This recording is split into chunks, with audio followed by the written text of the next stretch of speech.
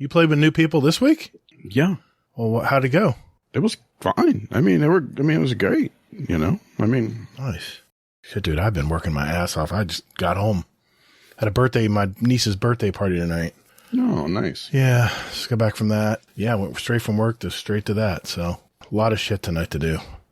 You good to go? Yep. All right, let's do it.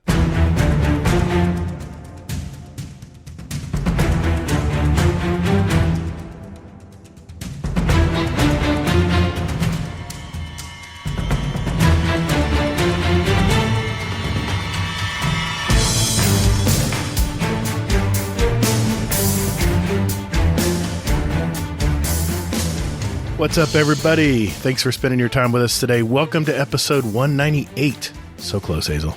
Of Guarding Downcast, a Destiny podcast. If you love to play the game Destiny 2, then you've come to the right place. We're a couple of gamer dads that have played Destiny since that day one beta back in 2014, and we're just as passionate about it today as we were back then. We discuss key topics and news within the gaming community so you can be in the loop. And we not only seek the stories of Destiny content creators, but we're a podcast that gives a voice to the stories of our Destiny community members out there. And in this game, that's what it's all about.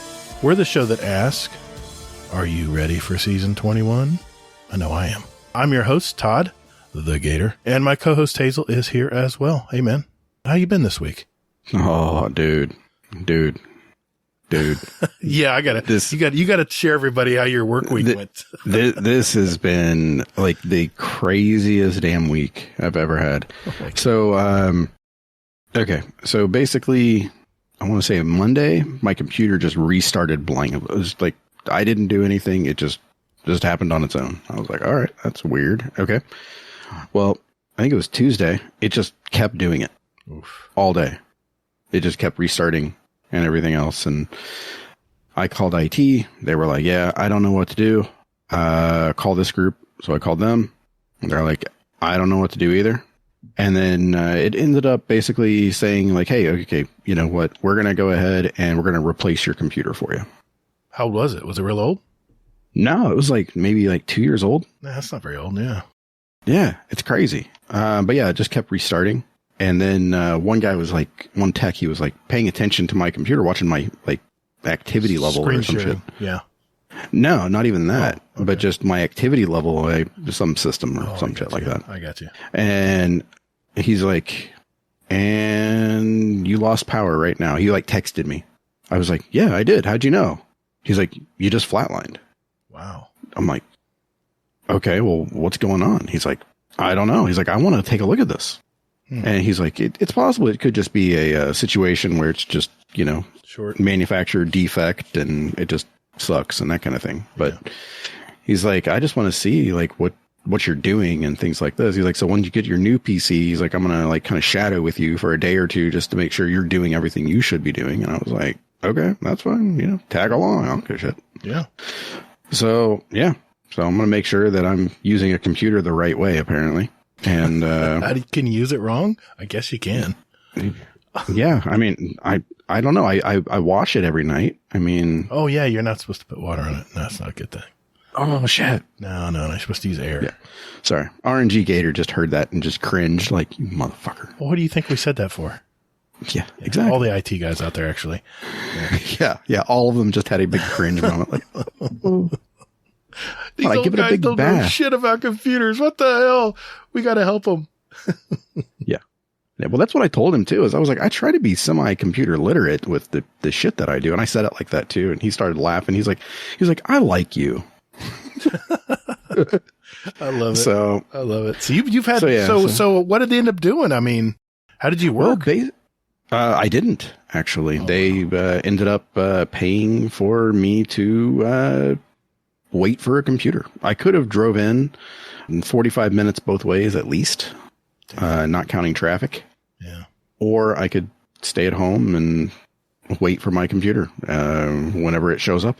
So, well, in all fairness, I think it is Ohio. Do you guys really have traffic? All right, never mind. Don't forget I said that. Now all the Ohioans are like, oh shit.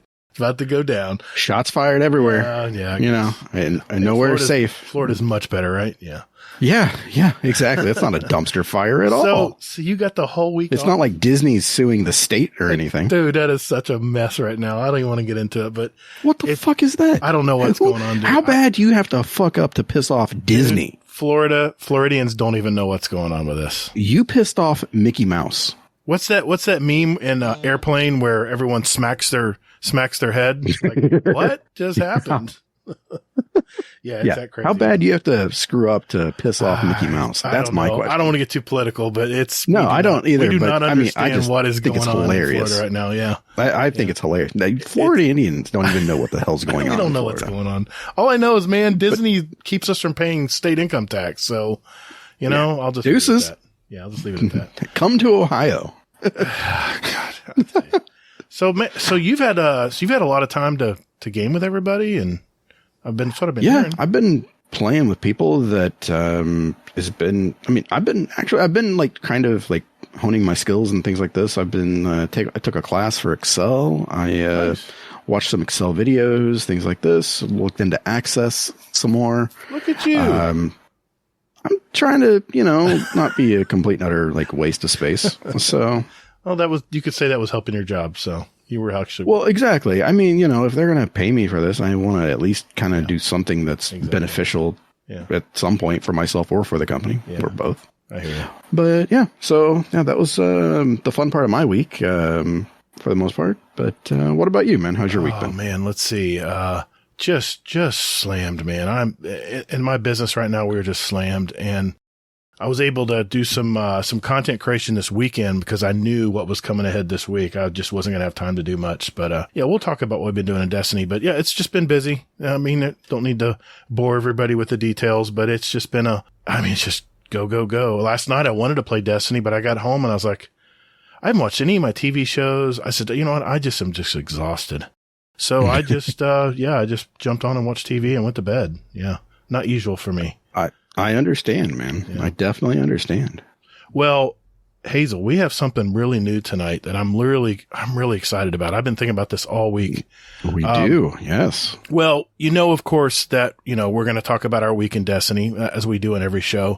And you're going to talk about the TWAB. I guess this is week 10 now of Season of Defiance. So we'll be talking about the new abilities revamp article they put out. Holy shit. Yeah. It's a lot, man. There's a lot to talk about. But for the first time ever, we're going to have a roundtable discussion with some of our featured community members tonight. And we're all going over a couple topics.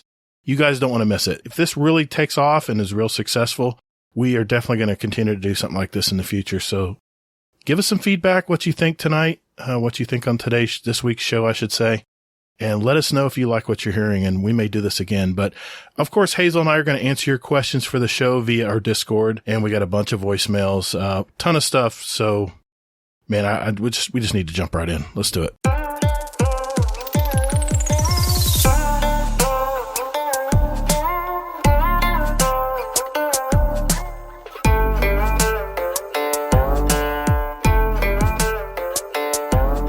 Hey, thanks for listening to Guardian Downcast. You can find us on Twitter at Guardian_D_cast.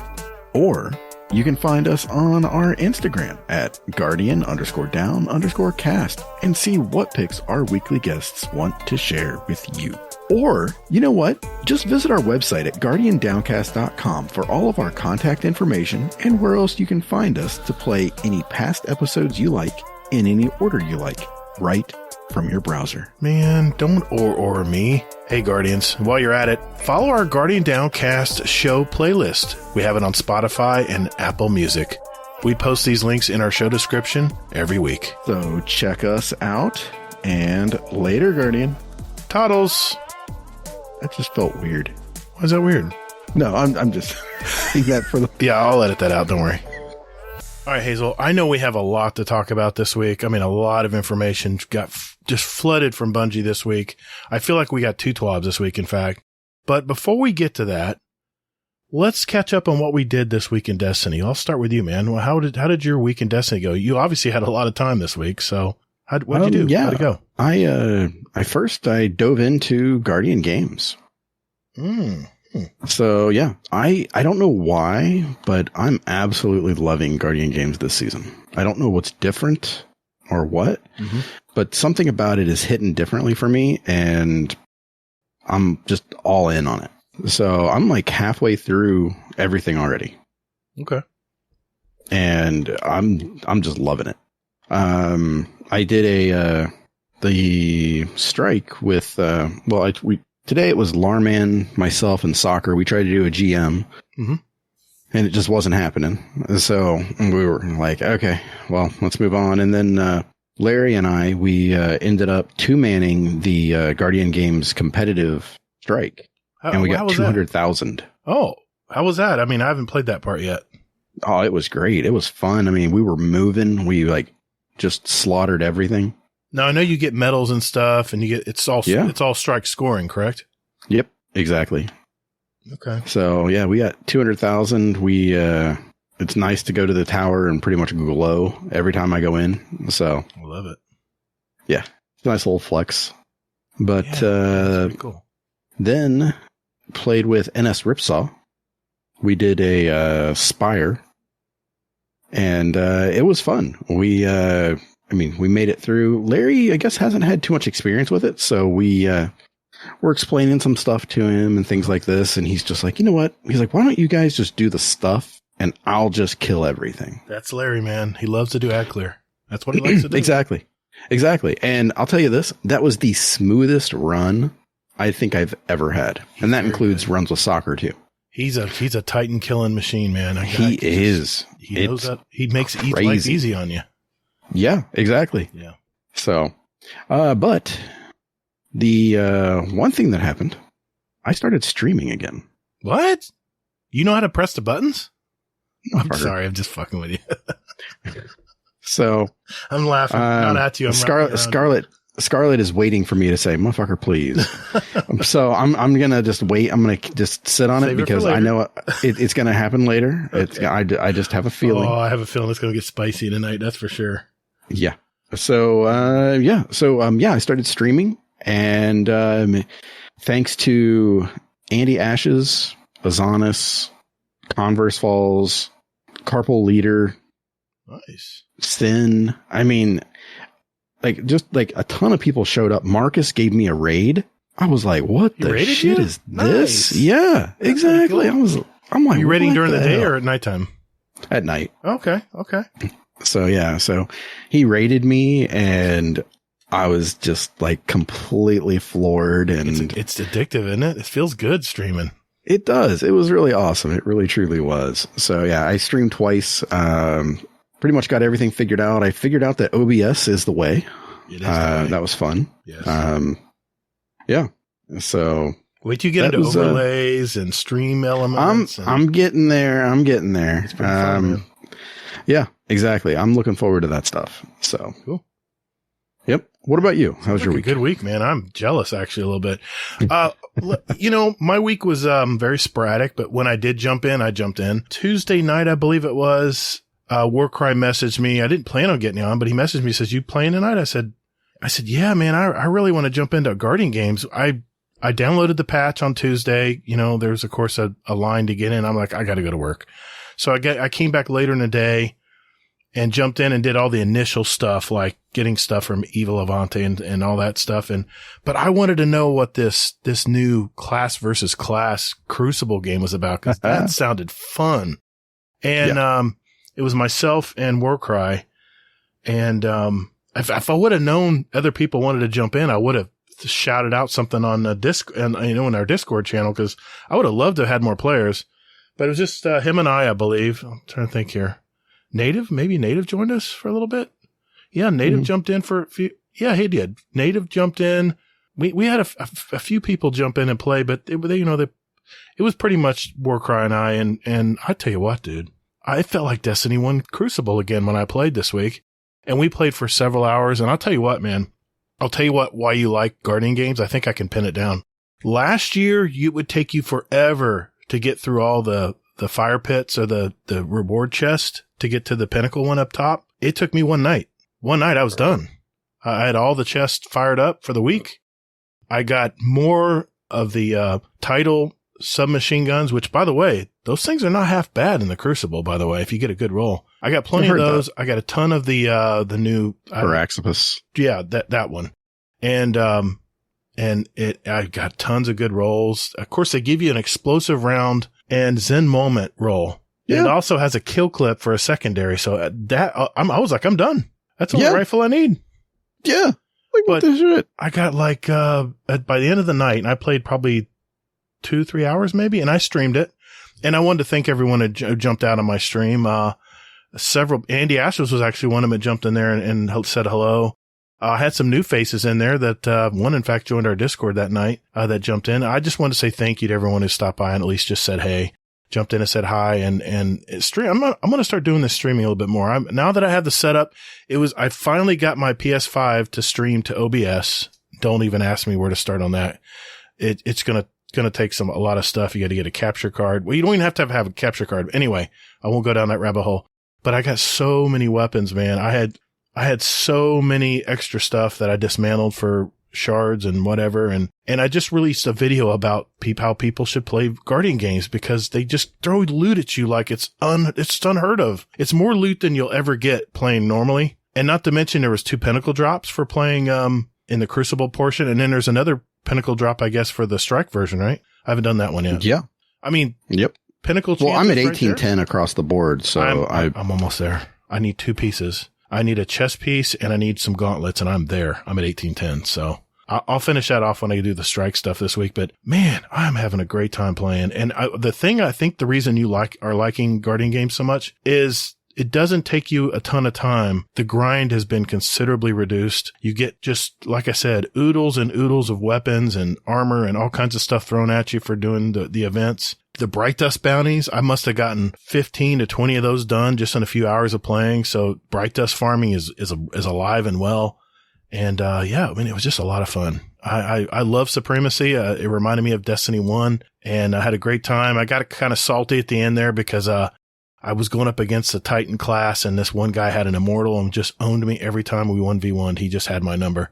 He was a really good player. I mean, let's face it. He was getting 30 to 40 kills a game. I was getting like 25 to 30 kills maybe. And, it was a good matchup though. I had a lot of fun, but it was getting late. I call it the witching hour where I'm just getting tired and grumpy and the old man needs to go to bed. So other than that, Saturday, I kind of took the week off. I'm trying not to get burnout on Destiny. And if I don't feel like playing, I'm just not playing. I'm not forcing myself to play. And I think that's the reason why it's always so fresh when I do play. So I've been kind of just taking it easy this week, but man, the parts that I have played have just been a lot of fun. So, but, nice. I'm looking forward to, we're doing our scrims this Saturday. I can't wait to jump in and game with a lot of especially our newer members that joined up for this weekend. Exactly.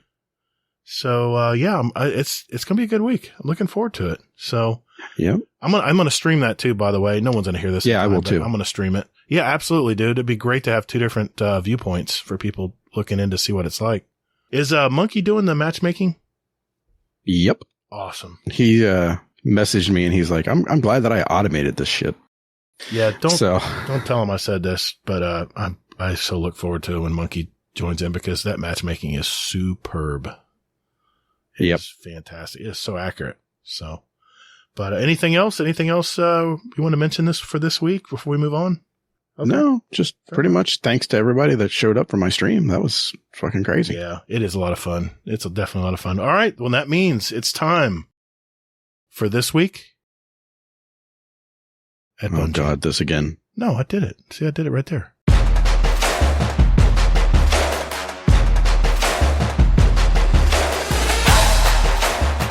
Hey guys, thru and Still Gaming here. I'm from Generation X Gaming, and you're listening to the Guardian Downcast.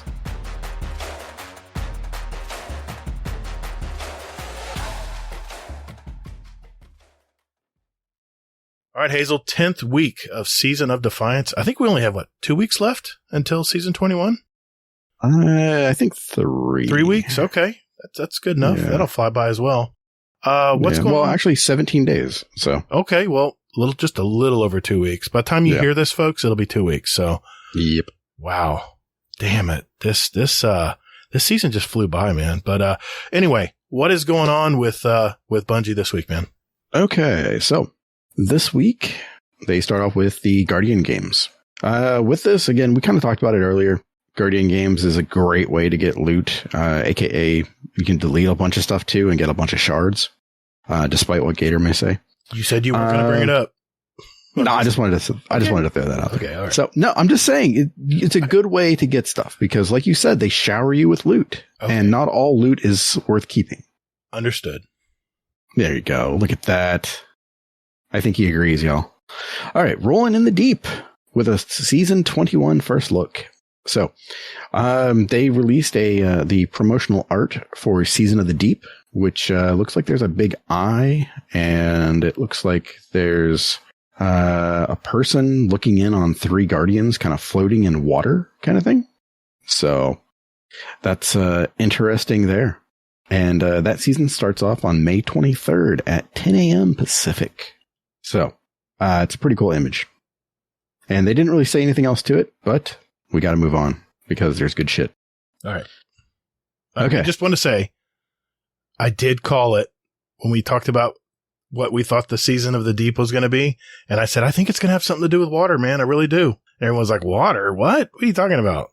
Anyway, continue. Well, I mean, I just had a feeling it was going to be something about water. I mean, I said water caverns and stuff.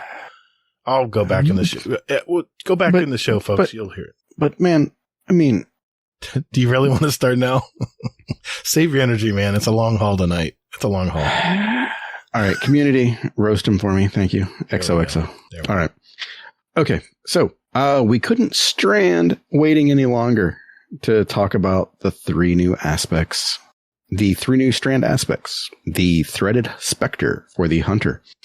Activate your class ability to leave behind a decoy woven from strand matter that draws the attention of nearby combatants. And then basically after it takes significant damage or a time goes by, it will go ahead and basically explode and releasing, dealing damage and releasing threadlings. I'm on the fence with that. I'm not going to take off the aspects that I have, unfortunately, but good luck with that. You don't think this? Okay. Go ahead. I mean, my only thought though is that to me, I hope that it at least pings on a radar for PvP. That's what I was thinking. If they do that, then great. Like one of those smoke grenades that gives away a position. Yeah. Yeah, exactly. Okay. Titan aspect. Flechette Storm. All right. Everybody's favorite mechanic is back. While sliding, because everybody slides, activate your charged melee ability to leap into the air, knocking nearby targets away and dealing damage.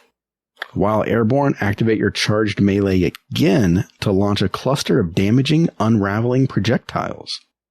Repeatedly activating melee will chain additional throws. So basically, Titans end up becoming a little Broodweaver, Warlock. Yeah, kind of, sort of. Yeah, we get a little mini Needle Storm. I'll have to see how that works and how quickly it does those things. You ain't playing Titan. Wanderer. Warlock aspect. Tangles you throw attach themselves and detonate into a suspending burst. Threadling final blows create a tangle. I have words. Can't I just hit a strand and just suspend people? Doesn't that just sound like easier than this Nope. Throwing stuff? I don't know. I gotta admit that the powered melee with Warlock is kind of weak. It doesn't really do much. Don't you fucking start with that. It unravels, yes. Don't you start. All right, fine. Dude, when I played Warlock with using that arcane needle, that shit was OP. I was like killing shit with it. Yeah. Yeah, it was OP. Okay. And then here I am. Like, have you done the Hunter yet? I've dabbled with it. Have you thrown out the threaded spike? Maybe. I'll take that as a no. Because trust me, if you did, you'd know that this is weak. Really? Yeah. Okay. Stasis, Strand, and Light subclasses get their glow-ups for Season 21. So this is an article that was released earlier this week and going to go into it here. Some of this has already been talked about, so I'm just going to go over it at a high level for those pieces. But key notes here are that basically anything that had the first thing is fragment budget review. So anything that cost one, that basically only gave you one slot as a fragment, has now been up to 2. So everything is going to have 2. So that means Trapper's Ambush, Shatter Dive, Gunpowder Gamble. Those are all for the Hunter, Titan, Bastion, and Juggernaut. Warlock, Chaos Accelerant will now give you 2 slots for your fragment from the following, from those aspects. Good news. Yeah. Good stuff right there. Okay. Super tuning updates. Pretty much all supers increased PvE damage resistance by 20%. I like it. Go ahead. I'll give you my comments at the end. Well, do you have a thought on the damage resistance piece? Well, yeah, I was just thinking, okay. I put out a short a long time ago thinking, when I told you I had that hunch that they're going to make things harder in Destiny before Lightfall even came out.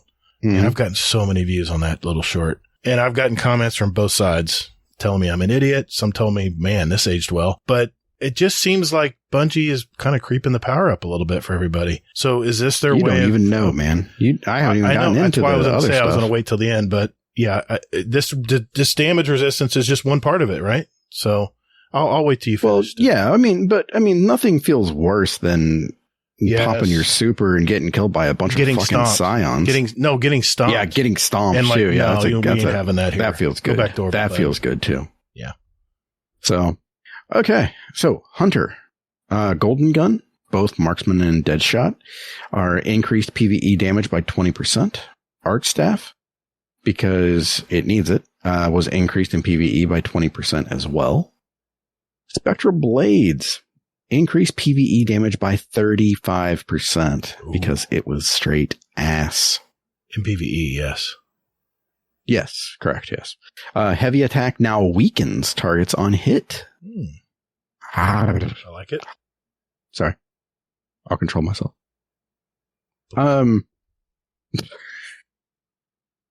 Okay, and then they fixed an issue with it too, where basically when you're doing a lot of attacks, it's not connecting. So, and then in the most surprising of things, Gathering Storm got a increase damage too. This blew me away because I was just stunned.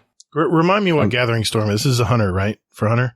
Yeah, you'll be able to find this out next season, but so Gathering Storm is the basically like the you chuck your pole at an enemy and it just like skewers them. That's then there's like a big like cloud of arc that just like electrocutes the ground. Yeah, PvP, I got hit by that once. It is not pleasant. Yeah, pretty much. So yes, this is getting a buff too. This is actually one of the best supers in the game. And it got increased. So I'm going to just keep my damn mouth shut and be like, moving on. Titan, Fist of Havoc is getting some buffs. Light attack cost is reduced. The heavy attack is reduced as well in the cost. So you can do it more. Increased heavy attack PvE damage by 33%. That's pretty good. I don't use that suit. It's just all about the Superman slam, right? But they're trying to put it on par with that. I like it. I've always loved Titan Slam. It's my favorite super. Yeah, it's always fun to shoulder charge everybody and their mom. Mm-hmm. Glacial Quake. Increased Shiver Strike thrust speed while in super by 10%.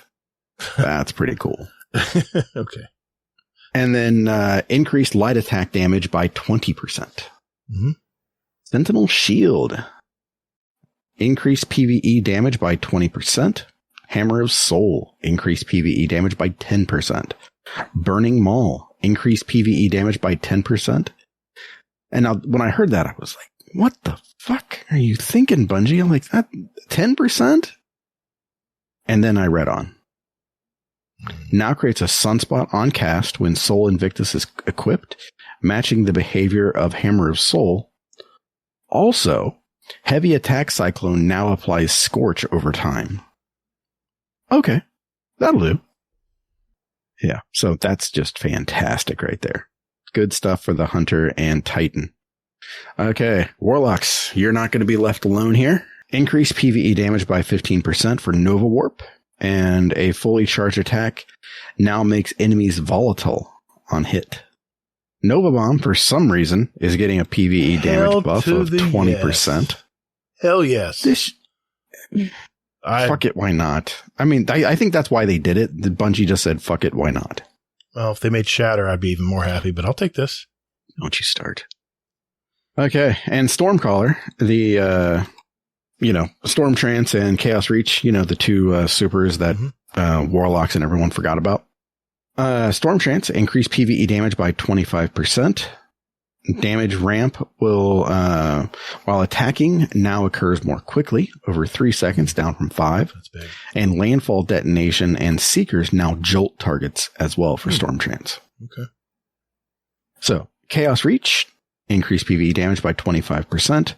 Sustained damage. I mean, okay, so basically they tweaked this as well for this. They tweaked a lot with this. Increased damage resistance from players from 40% to 50%. That's big too. Yeah. Yeah. Whenever I use Chaos Reach in the Crucible, people just pick me out of the air.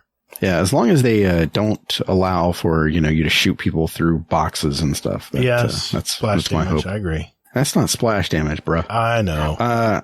Sustained damage on a single target now creates jolting lightning strike at the target's location. I like that. And they fixed the camera, because I'll never forget trying to use this damn super and you can't find anybody. You were like, bad. You can't see anyone. I hope when they supposedly quote fixed it last time and made it easier to view your super. It was so bad still. But now let's see. I love using Chaos Reach. I love using it on PvE and PvP, but I never thought it was strong enough against bosses. It seemed like it was held back. So now maybe I'm give it another shot here.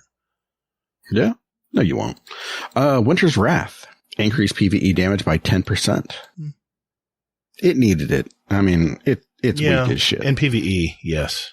Yeah. Daybreak adjusted the camera basically the same way that, that they did above. Right. Okay. Strand tuning updates. Threaded Spike for the Hunter is basically getting a complete rework. I mean, it's getting increased damage. It's doing a bunch of stuff that, makes it a lot better than the shit stain in the game that it was before. Okay. Titan Frenzied Blade. Decreased cooldown based on how many melee charges the player has stored. At 0 charges, the cooldown reduced by 15%. 2 charges, the cooldown reduced by 30%. So, pretty cool there. Warlock is getting the same thing regarding the Arcane Needle, regarding the melee charges that the player has stored. And then increased projectile speed on Arcane Needle as well. That's what it needed. It's a little sluggish. Sure, if you say so. Okay. There we go. Okay. Grapple, everyone knows that they brought that down to from 105 seconds. This is the cooldown.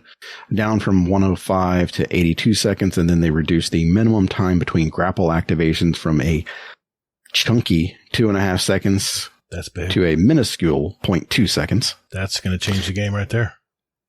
Yeah, a little bit. And then Thread of Generation. Reduce the energy generation provided by some damage over time mechanics. And then my favorite part of this is reduced energy generation provided by trace rifles by 36%. That's kind of random. Why? Trace rifles reduce energy generation provided. Oh, okay. I follow now. Okay. Yeah, because trace rifles were giving way more energy back. Okay. Yep. Gotcha. Yep. So quick stasis updates here. Withering Blade is actually going to be a thing again. They increased the tracking that they undid, or that they removed. Yeah, you're right. They brought it before, because everybody was whining about it. Like, So, yeah, they were probably warlocks, though. Titan Shiver Strike. Maximum thrust. There you go. While in flight, increased by 16% and decreased the maximum downward influence of gravity while in flight by 18%. I don't know what the fuck any of that means. Yeah, you would fall. It sounds like you're going to be able to. You'd have to jump again to get back up in the air. You would sink too quickly while you're trying to activate it. Yeah, exactly. I mean, but I did try it. Yeah, that's what I was going to say is, this time you're not going to sink like a stone. You're just going to kind of float down, I'm guessing. Mm-hmm. At least by 18% less. And then maximum thrust. I just like saying that. While in flight, increased by 16%. And then Howl of the Storm, another one of the infamous slide and then use your charged melee. Increase the width of the freezing cone versus players by 31%. No one's going to use it in Crucible. Still. But that's massive, though. It is massive. I agree, but I don't know. We'll see. Yep. I was excited for this one, though. Warlock, Frost Pulse.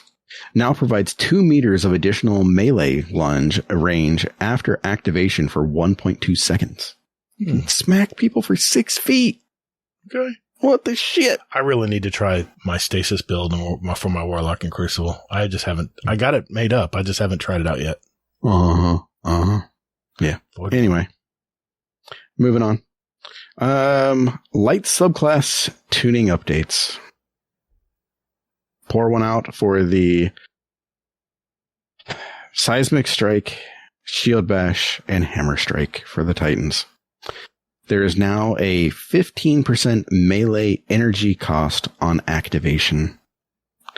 So no more using it as a mobility aid. It is now going to be purely a, punch kind of thing. Use it for what it's meant for, not for mobility. Consequences. But here's the thing, though. Mm-hmm. The base cooldowns are now standardized for all of those at 91 seconds, down from 101 seconds or 114 seconds. So in a way, it's getting a buff, but it's also nerfing the mobility piece of it. It just depends, that cooldown, if it's really going to add a lot more. Mm-hmm. We'll see. Yeah. Titans got hit again with knockout. Lunge range reduced from 6.5 meters to 5.5 meters. And then uncharged melee PvE damage bonus increased from 60% to 100%. No, you get to punch. You get to be the punchy Titan again. Bitch, I've been the punchy Titan. I still punch. I don't care. I do too. I was in there with Larry today, and I was using Strand, and I just popped my super, and he's like, "Uh-oh, we're getting swarmed." And then I just went through and just punched the shit out of everything. It was great. It is fun. Yeah. Punching is great. Now you can one punch them. That's good. It sounds like, anyway. With knockout. Yeah. Right. Okay. Shield throw and throwing hammer. We've got some touches here too. Shield throw increased base impact damage from 60 to 70%. And increased consistency of finding and adjusting initial trajectory toward a new target after a bounce. So that was always the worst thing with shield throw, was that BS. Mm-hmm. Okay, throwing hammer. Now adjusts its initial flight trajectory based on your aim assist. So hammer go boom better? Sure.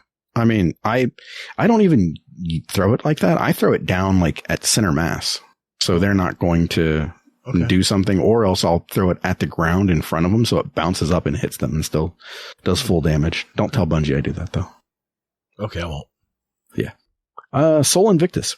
Increased damage dealt by sunspots to enemy players per tick from 17 to 22. To enemy players. Okay.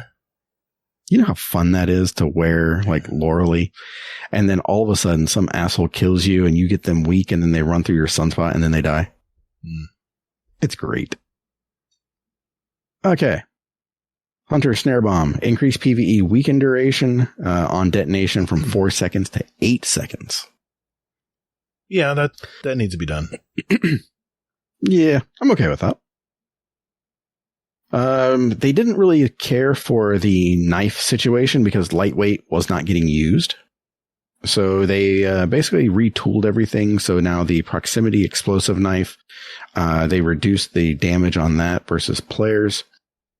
But they increased the impact damage for the proximity knife from 14 to 20. The weighted throwing knife, they only touched that on mouse and keyboard. But the lightweight knife, the projectile speed increased from 30 meters per second to 40 meters per second. So that's going to be very quick. And then the tracking shape size increased by 20%. And then gunpowder gamble, everybody's favorite, reduced cooldown from 12 seconds to a nice 6 seconds. Season of the Hunter. Can you say it with me? No. Yeah. This is going to be Season of the Hunter, man. All the stuff that they're doing is just fantastic. Maybe it'll. Okay, Warlocks. Do what? Maybe it'll help reduce the pain next season if I don't get our bet. Yeah. Because, hey, man, to me, there's no better time to be a hunter than, the next season because you're going to get carte blanche with everything. So you're going to be trying out new builds. You're going to be running solar and throwing out gunpowder gamble going like, oh my God, this is so much fun. Well, that's not over yet. True. Warlocks, Incinerator Snap. They fixed an issue where it wasn't basically blowing up the right way. So they, did go ahead and they reduced the damage, but they increased the consistency of it. So it's going to be way more consistent. And then Ball Lightning. No idea what the hell this is, but they increased the damage by 30%. And then they reduced the ping scaler on it as well, on both secondary and primary detonations.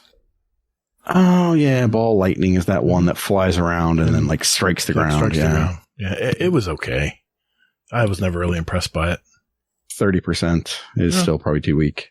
Chaos Accelerant, Scatter Grenade. Increased tracking consistency of charged scatter grenade submunitions. Increased the duration. And then they fixed a bug where it would result in early detonation.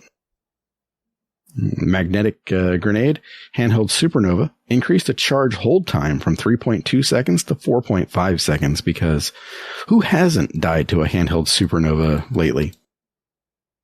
Yeah, pretty much everyone. Yeah. So yeah, they're going to increase the time so Warlock can run around and go like, look what I got.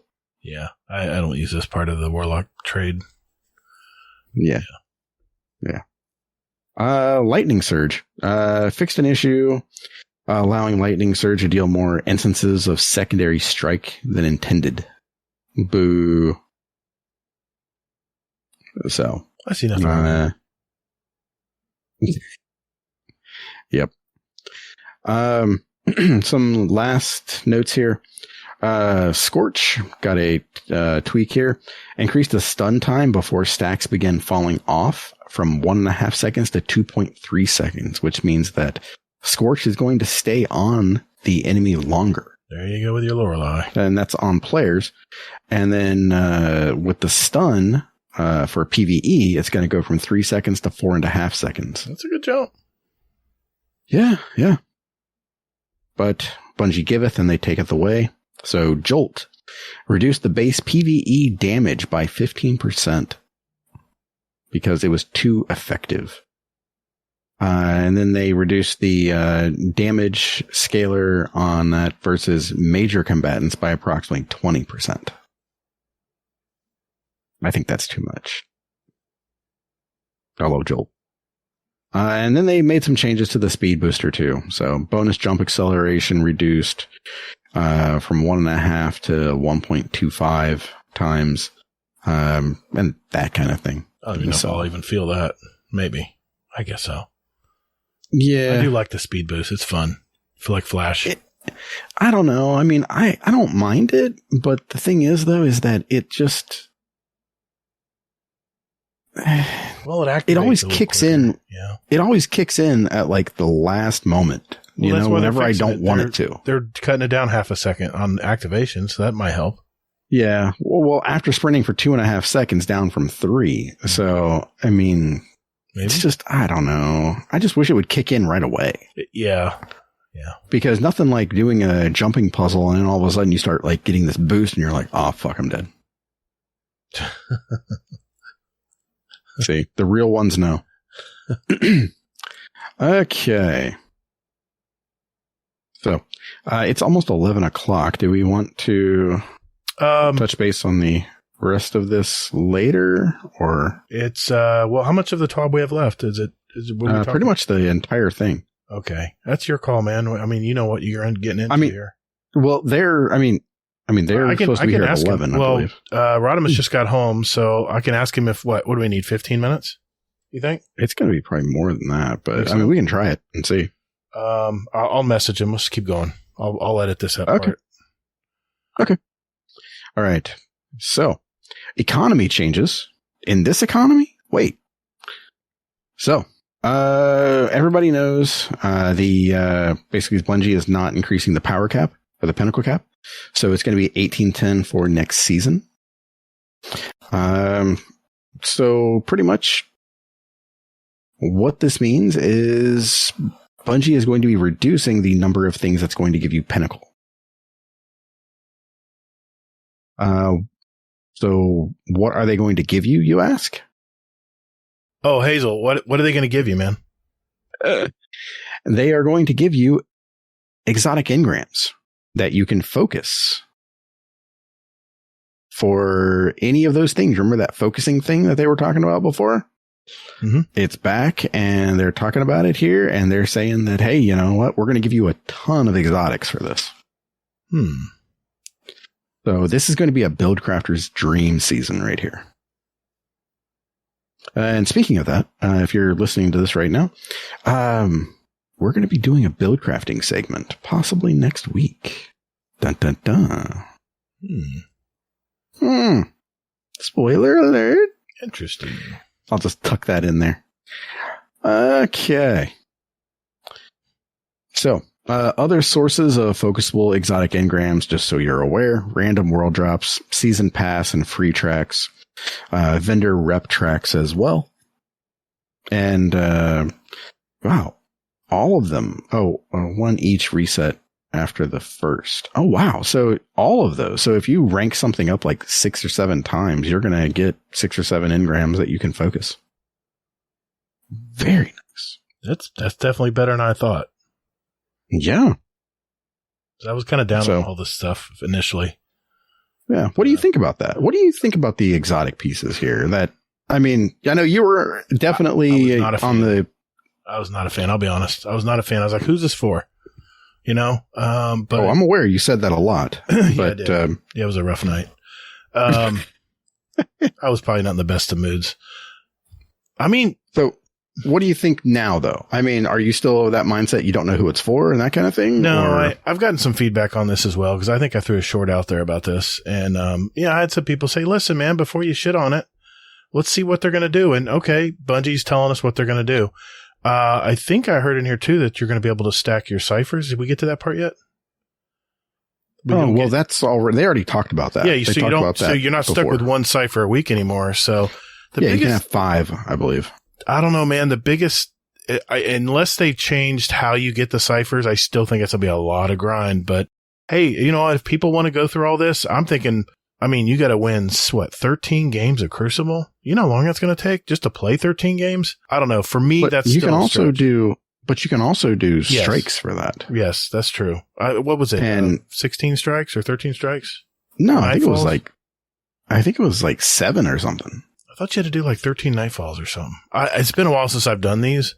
I've never done them before. I've done them before. The Crucible I never one is need brutal. them. The Crucible. I never need them. So to me, I'm like, whatever. I think I was doing it for science at the time, or maybe even on an alt character, but alt account, but not worth it. It's a lot of work, man. I don't know. You know what? Get back to me on this once people try it out, and then we'll see what people think. But I still think they could have done something better with this. But I'll stay neutral on this time. Yeah. But the thing is, though, is that those exotics that you're going to be focusing, you can expect the average stats to be in the mid 60s.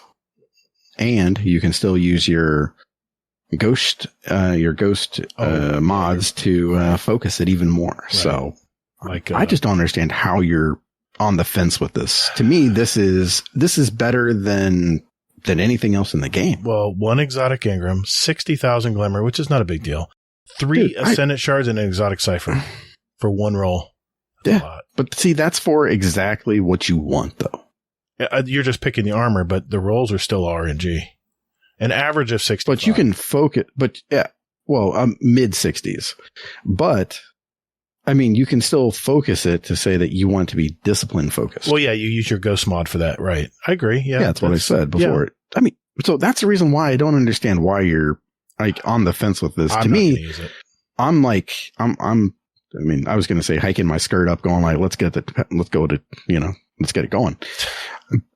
But I mean, so yeah, I'm all on board with this. I think this is fantastic. I think this is going to be a nice welcome change to the game. Okay. Another welcome change, I'll say sort of welcome change, is deep sight activation and crafting economies. So Bungie is releasing the Deep Sight Harmonizer. What's that, you ask? I'm afraid to ask, but what is it?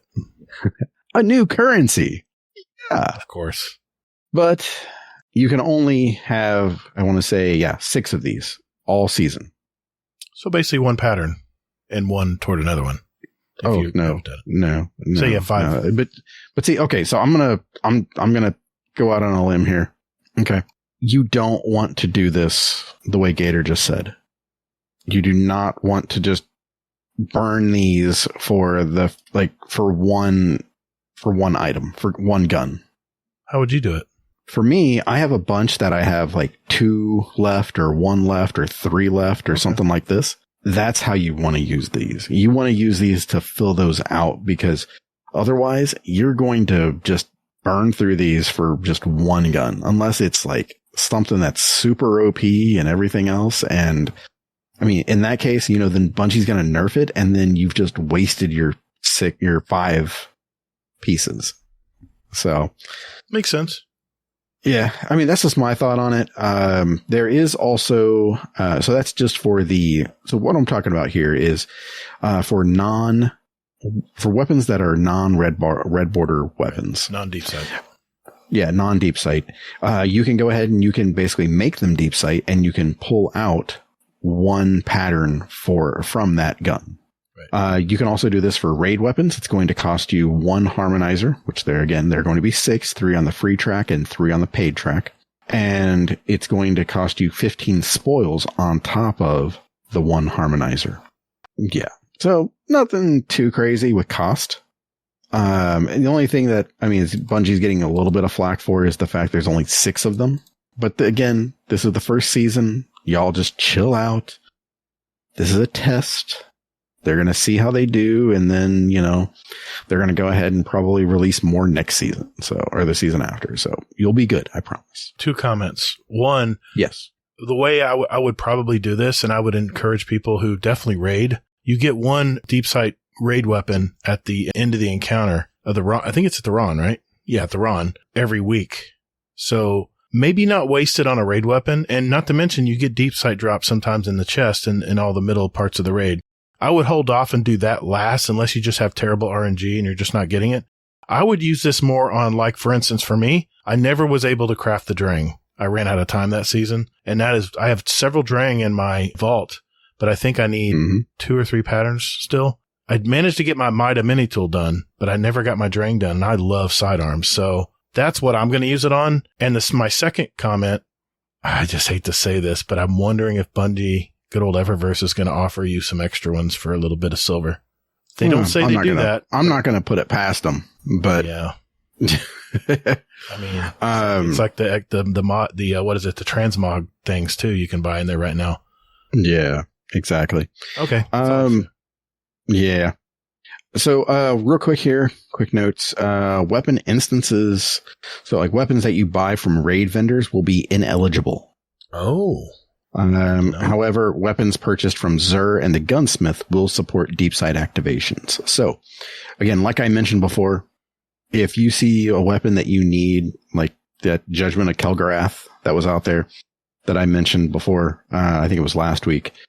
If there's something that you see that Xur or the gunsmith is selling and you want to get the deep sight on it, pick it up now. Get that shit done with so that way you can go ahead and, have it ready to go. Good point. Okay. Crafting costs will also see a change. Legendary shard cost will be removed from all crafting components. Glimmer and enhancement core costs will remain untouched. That's good news. Yeah. Like somebody needs to put out a video about that. You said you enhanced weapon costs are based on weapon market or weapon masterwork costs, and thus will require legendary shards as we are not yet modifying the weapon masterwork economy in season 21. Mm-hmm. So shards are still needed there. Okay. Quality of life updates that we think you'll enjoy. Oh my God, they're doing it. Finally, they're doing it.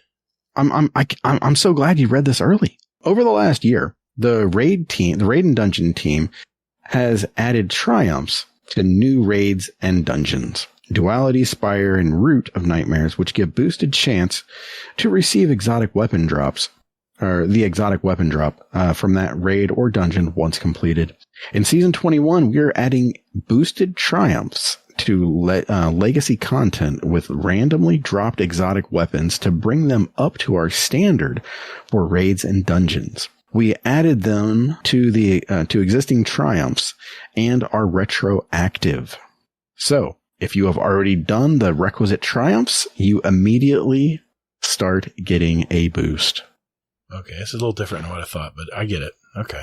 Yeah. So, basically, so they give you ideas or concepts like the Last Wish raid to get 1,000 voices. If you did a Petra's run and you still haven't gotten, the 1,000 voices, you get a +3 chance to get it. If you've done, and then they have a list here of all the other ones, all the other triumphs and, the boost that you can get for it. Same with Eyes of Tomorrow, the Collective Obligation, the Vex Mythoclast, the Touch of Malice. I need still. Yep. And then that's everything there. Something that's going to make everybody sad is that Finest Matterweave and Rainmaker are gone. Basically, if you have a Finest Matterweave, or it would have dropped in the game, you can delete it if you have it for 1 enhancement core. And if the instance where you would have received the Finest Matterweave, it's actually just going to give you an enhancement core instead of the Finest Matterweave. Yeah. And then with Rainmaker, it's going to give you 3,000 Glimmer, and any of those Rainmaker that you have, you can go ahead and delete those for 3,000 Glimmer. I think you didn't even get 3,000 Glimmer when those dropped. I think you got not even 1,000. That's a good deal there. I like that. I don't know. I don't give a shit. Yeah, exactly. I always forget to use them. That was the problem. Fucking burn out of those anyway. Vanguard bounty updates. Pretty much bounties, you can do anything anywhere. If it says, hey, do this or use grenades or something like this or kill a certain type, it will basically take double if you don't use that. So if it says get 50 kills with headshots or something like this. Instead of 25. Right. Yeah, instead of 25, and you can still do it, but if you don't do it with the right weapon, then it'll still count. Well, getting grenade kills and precision kills and multi kills with your super, all you can do in anywhere right now. But I guess they're talking about certain weapon types and stuff that they say you had to do in the activities. Now you can do everywhere. I like that. Yeah, it's a good change. These are bounties. Nobody gives a shit. Oh, whatever. Okay. Good Boy Protocol. Archie's back next season. Go Archie. Important season pass update starting with season 21. The season pass is going to be going up to 1,200 silver. That sucks. Yeah. And then the season pass plus 10 ranks is going to be going up to 2,200. It's only going to be going up 200 more silver. Yeah, there's been a lot of hubbub on Twitter today about this. Yeah. It's just the fact that you can only buy it in certain increments from the store. And the way they have this priced, you really have to buy 1,500 because that's the next level up, unless you have some already on hand. That's the hubbub. That's what the hubbub's about. It's a little slimy how they were doing that. Well, that and also the fact they just slid it in the middle of the twab. Yeah. Oh, yeah. Okay. But this is whatever. Yeah. I'm just wondering if the final shape is going to go up in price. I don't know. So, Trials is getting basically a bunch of stuff. They're getting a Sparrow, a ship, a new Ghost. Ooh, that's a nice ship. It's a nice shader, by the way. Yeah, all the shaders are gold, man. They're all good. Yeah, I'll never find out. I gotta play more Trials. Fuck Native, that hit game. me up. Yeah. Sweaty Anyway. Spooks, hit me up. I need a carry. Yeah. So, yeah. I guess there's a shader for each season, by the way, for the next 3 seasons. The Messenger is back. There's a glaive that nobody is excited for Trials. Yeah. Except and what? Except Monkey. Yeah. Well, that involves playing Destiny, and shots fired. Yeah. He plays less than you do, which is saying plays Battlefield. He's been trying to get me to play Battlefield. I'm like, dude, I just play Destiny. Yep. But the main thing here is that basically the old Trials is done, and now it's going to be Trials Dominion. So it's going to be the Zone Capture Trials is going to be the only game mode for Trials next season. I'm mixed feelings on this. I mean, it's basically that it's going to be a lot quicker. That's their mindset to it. It's going to be the first person who gets to the cap point, throws a bubble, and steps in and out of the bubble while team shooting anyone who tries to approach. I did not have fun in this game. How many times has that happened in Trials for you? A lot, especially that's certain maps. Never happened, and I think I've been in Trials more than you. No. I meant the new cap where you have to. No, it's not, dude. It hasn't happened to you then? No. Okay. That's not how it works, man. No, I'm not talking about the cap point at the end. I'm talking about this game type. It's the same, man. It's the same. It just happens quicker, I think. Yeah. I'll give it a chance. We'll see. Yeah. I like you're mighty negative, man. No, I'm not being negative. I just grew up playing Elimination. That's the game I like playing. The future is now, old man. Whatever. Come on, man. So, Bungie's doing some cool shit with Flawless. Basically, they're giving a new emblem.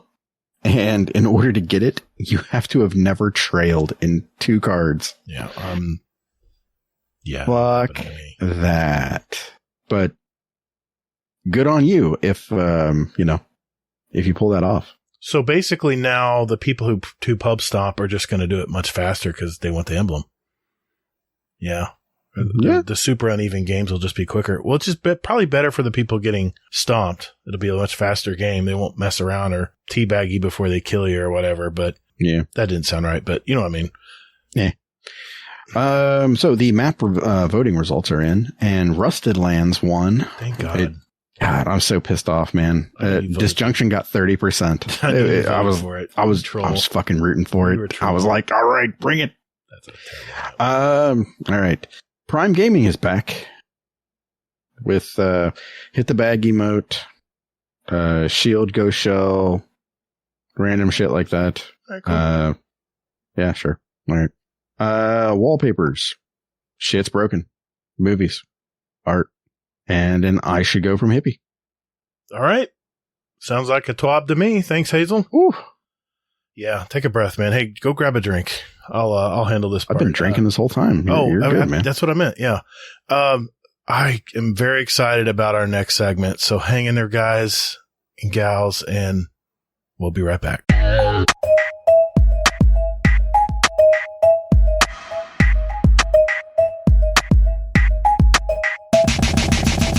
What's up, Guardians? I'm PP Pipe, and you're checking in to Guardian Downcast.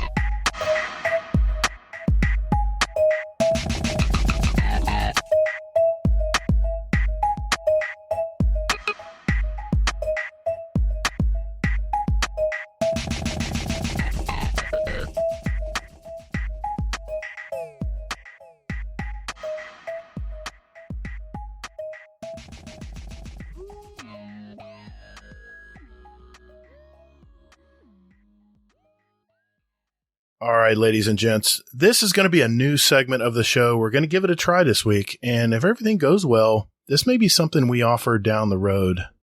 And it's a roundtable discussion, which is something I love discussion. And anytime we can get together and everyone put their 2 cents in on a topic, it's going to be a lot of fun. So let's do this first. I want to go around the roundtable here, and everyone just briefly introduce yourself. Maybe your main that whatever you main in Destiny, and we'll just go from there. Just a quick hello, quick introduction. Bell, let's start with you first. Hey guys, this is Tolda Bell. I main the Titan class, the Superior class, and love it here. And Bell, when did you start playing Destiny? I started playing Destiny back in D1. I played not Alpha, but like right at launch, and all the way through Taken King, Rise of Iron, and then Red War, and then took a break and came back at Season of the Haunted, and have been playing ever since. Rafi? Yo, what's up? I'm Rafi. I main a hunter, Strand Hunter specifically, and yeah. How long you been playing Destiny? I started way back when I first released, stopped about the first expansion, and finally just got back into it in October. All right, cool. Thanks, man. Nice. Mr. Rodimus Prime. What's up, everyone? This is Rodimus Prime. I've been playing for about a year and a half. I may be not the new player anymore, but I'm a newer player. Good deal. Thanks, Rodimus. All right, we have a new member, Rukora. Hello. I'm a Hunter Strand main, Hunter, best class. I've been playing since D1. Off and on since then, depending on whether my friends in real life play or not. I've been started D2 right when I think Shadowkeep started as a Titan, then switched to Hunter. Okay, very cool. Well, thanks for joining the roundtable, man. Yeah, thank you, man. Panda. What's happening? It's Trash Panda, Sheriff. I'm a Forsaken baby. What's your main? I'm a Void Hunter. I'm a Void Shield 2 Gator. No. Thanks, Panda. Technical. What's up, guys? This is Technical. Primarily play Titan or Warlock. I play Hunter occasionally. Played in the beta for D1. Didn't actually get the game until Taken King, though. And I've pretty much been playing consistently since then. Maybe a little break here and there during Shadowkeep. Cool deal. Thanks, Technical. And then finally, we have the Waffle. What's up? It's your boy, Sauce Waffle, Fighter of Bridges. I've been playing Destiny since Rise of Iron and D1, and I've just taken a whole bunch of breaks. Currently, I'm maining a Titan, but I am a Hunter at heart. Thanks, Waffle. All right. Well, we have 2 topics tonight. The first one's going to be a little more in depth. The second one we're going to touch on before we go. And the topic is community.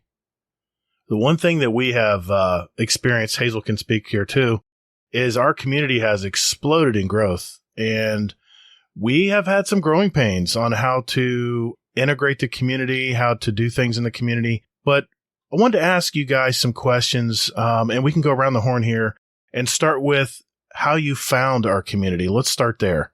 So I found the community actually through, of course, Two Titans and a Hunter. I listened to a couple of their episodes. I do really like them. They had a lot kind of going on in their show. And then I started listening to a couple of different people. Actually, Rafi turned me on to a Destiny podcast in the first place. And so I was kind of searching through because I didn't know that there was so many podcasts about Destiny. I was like, oh, it's just a game. And so I found GDC, started listening to Gator and Hazel. They had a very kind of chill vibe at first, and they started bickering like an old married couple. Never. And I loved it ever since. Never. So then I started listening and then joined into the community, joined Patreon, stuff like that, just because I really do appreciate what they do. Every single day gives me something to look forward to on Mondays. But this is probably the best community I've ever been a part of, even in real life. So that's awesome, man. Thanks. Thank you. I'll Venmo you later. Rafi, how did you find us, man? I was sitting there just looking up Destiny podcasts, saw Two Titans and a Hunter, started listening to them. And after a couple of episodes listening to them, Bell was like, yeah, you should listen to these guys on Guardian Downcast. And I was like, I'll give it a listen sometime. And then I think an episode or two later, I was like, okay, I'll listen to them. And so, yeah. after that, I was like, well, Bell joined the community, so now I have to. Now I feel obligated to. Rodimus, how'd you find us, man? Of course, you got to start with Two Titans and a Hunter. Never heard of them. Because they're the a brand. great gateway drug. So you can blame them for my finding you guys. So, yeah, Two Titans and a Hunter. Like I said, it's a great community. I'm the resident shit starter, it seems like, lately. So that's about all I can say. Okay. Thanks, Rodimus. Rukor, we don't know a whole lot about you, so how did you find us, man? You're one of our newest members in here. I found you through YouTube Shorts. Oh, those people do watch those. Holy shit. Yeah, I was watching YouTube Shorts at like 12:30 in the morning, though I wake up at 5 a.m. for work. Ooh. Horrible disaster combo there. Yeah, still do it. Shorts are addictive, aren't they? Oh, I know. Found your guys' stuff. Agreed with most of you guys are saying. Found you guys pretty chill. Very cool, man. Well, welcome. Nice. Thank you, man. Yeah, we kind of want to get a view from everyone here. I mean, you know, new and old. So that's why, I wanted Record to stick around because we want to hear from some of the new people as well. Mr. Panda. Spotify search, really. I took a break during the most of Beyond Light. And then when I came back, I was doing a lot of traveling at the time. So a lot of podcasts. Yeah. So it was not Two Titans and a Hunter. It was you guys first, actually. There we go. It popped up for me. And then I actually found them after I found Hub and everybody else. So I found the Owl Sector for you guys. Yeah, great bunch of people, man, in the Owl Sector Yes. Alliance. Lots of podcasts, all Destiny involved, so it's been pretty cool. Technical, I'll go to you next, man. How did you find us? It's sort of the same story everyone's kind of gone over, looking up podcasts for Destiny. Right. This was actually around the hype for Lightfall in August when they dropped Season of the Plunder and had the reveal for Lightfall. So I was sitting at work and I was like, I can't do anything but think about Destiny. So I was like, I just got to put on a podcast. Yeah, and then I started listening, and then a few weeks passed, and I finally convinced myself to join the Discord, and honestly, it's been a great choice ever since. And finally, the Waffle. How'd you find us, Waffle? Pretty much just like everybody else. Okay. It was Two Titans and a Hunter. It was the episode that you were on. Oh, yeah. And I was like, I'm going to check out Guardian Down. And so I work like 10 hours at a time. And so like I always have a headphone in while I'm working. So like I just went and downloaded like a whole list and just listened to them as I worked. And I think the Native Raider episode came out, and like I was like, oh, you know what? I'm going to go ahead and join the Discord, join the community. And it's been a great time. Yeah, he was a fun guest too. Definitely. Cool deal, man. Well, thank you. And Hazel, how did you find our community? Never mind. Okay, so you guys know who we're talking to here. You know how they found feet our pics involved. feet pics? No. That's only Gators? No, wasn't. I deny it. But you kind of got an understanding of how people found us and how long they've been playing Destiny, what kind of character they like to play with in the game. So now we're going to get into some questions here, and this is open to anybody who wants to chime in. So just signal me or Hazel here, and we'll let you. We'll pass the talking stick to you guys. We've had a lot of people who have been wanting to join our clan, and unfortunately, we have 3 clans. They are approaching capacity very quickly, if not already, in some of our clans. And people may feel that maybe because they're not in a clan that they really can't participate in stuff, especially in our Discord community. And I just wanted to, see what you guys thought about this. Rodimus, you have the talking stick, sir. Oh, you want to trigger me right off the bat, don't you? Well, you signaled to everybody. I think that the clans, depends what you're looking for. If you're looking for a clan just to get the rewards, then we can help you with that. But I personally think clans should be more active within each other and not just solo players, personally. But that's just my triggered talking point. Yeah, I know we've had lots of discussions about clans in the mod chat, so I get that, man. We've got a lot of learning to do. This is our first time, getting into this, right, Hazel? Yeah, there's no handbook, unfortunately. Yeah, there isn't. Technical, you raised your hand. What do you think, man? I mean, I definitely agree that 3 clans is a lot of people. The Discord has absolutely blown up recently, so I'd see a lot of requests coming in. One thing that I will mention is I am not in a GDC clan. I have my own clan that I play with pretty frequently, and then I jump into GDC and play with some of the guys in here when schedules line up. But, just because you can't get into the clan, don't feel like you can't still participate. It's a very welcoming community. Everyone's really willing to help out, even if they're not GDC. They're in here for a reason. And it's really just to play the game and enjoy it with everyone. Yeah, well said. Yeah, exactly. Bell, what do you think, man? What do you think about this comment? So, what I think about like the clans and everything is that, like, for me personally, me being in GDC 2, I really just look at the clan as like a thing on my game as just seeing who's on kind of deal.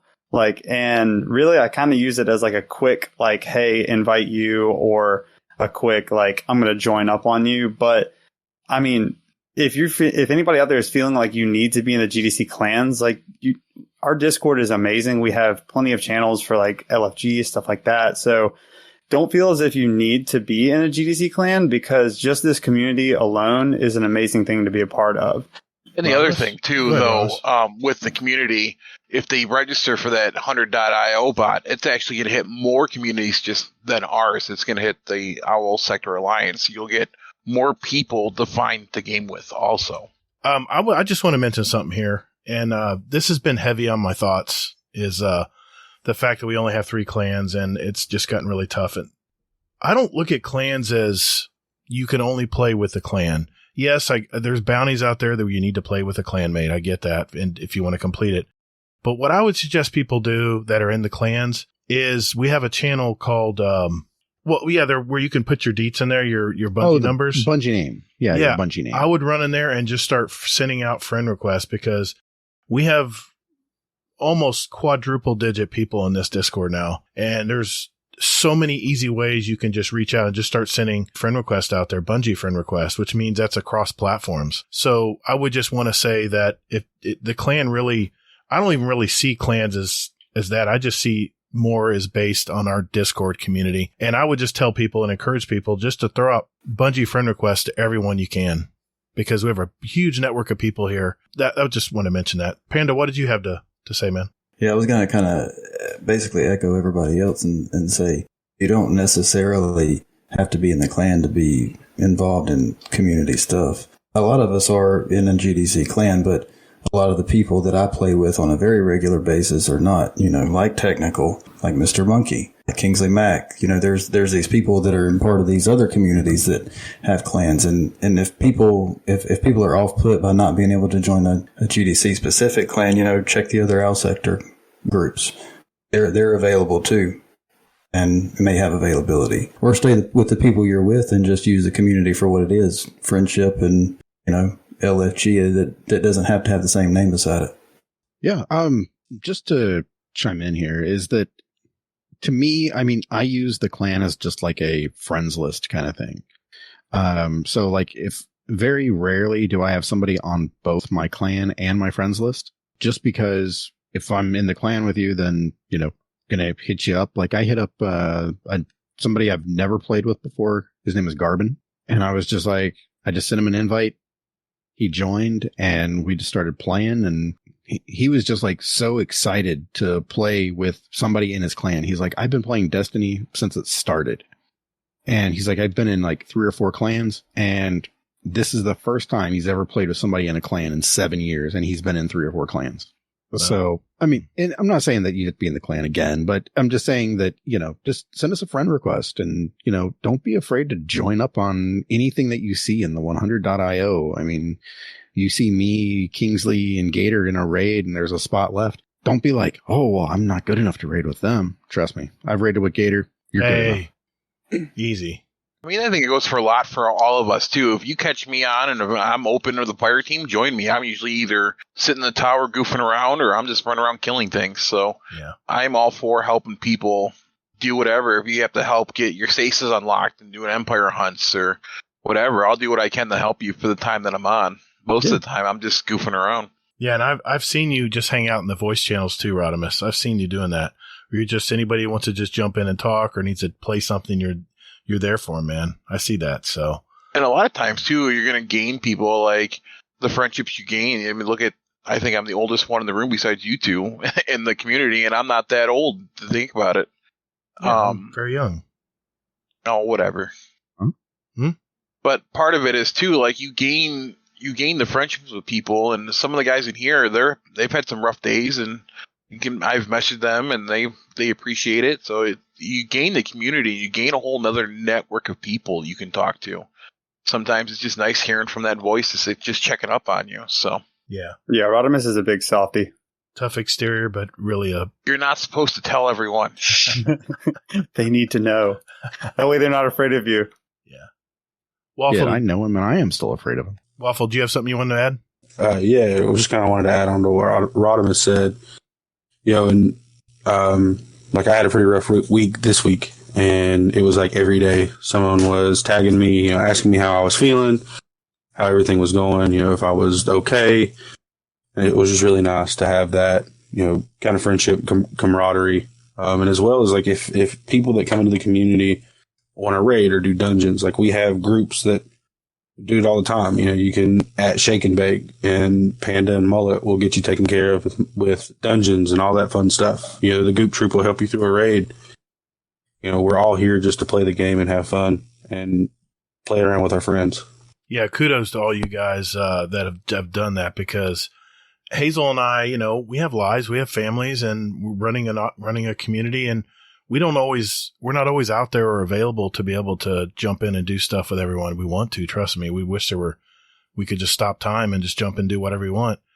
But I wanted, for the people who are brand new here, what is the Goop Troop? What is all of these things that you're throwing out there? The Shake and Bake. Shake and Bake. Yeah. One of you guys explain what that is exactly? So Shake and Bake came about because of Ronin Red Lion, actually. We saw him take in an offering to take new members and new lights, dungeon runs, any dungeon they wanted to do, whether it was, on week or off week, it didn't matter. And so Mullet and I, who through this community we've been discussing the whole time, Mullet and I were both solo players that met and became really good friends really fast. We got to chatting, and the joke was made in the community that we were like the Shake and Bake brothers from Talladega Nights. So there you go. That's where the name came from. And then so we just started posting every Thursday night. Anybody that wants to come take a dungeon run with us, just tag at Shake and Bake. You start typing it, it'll pop up for you. Yeah, definitely. And a shout out to Ronin Red Lion, because he is a very good raid Sherpa. Or Dungeon Sherpa. He's very, all right, God, this pains me to say, but he has a very much the same style as Hazel when it comes to explaining or Sherpa in a raid. Very calm-natured. I tend to get more emotional, more excitable.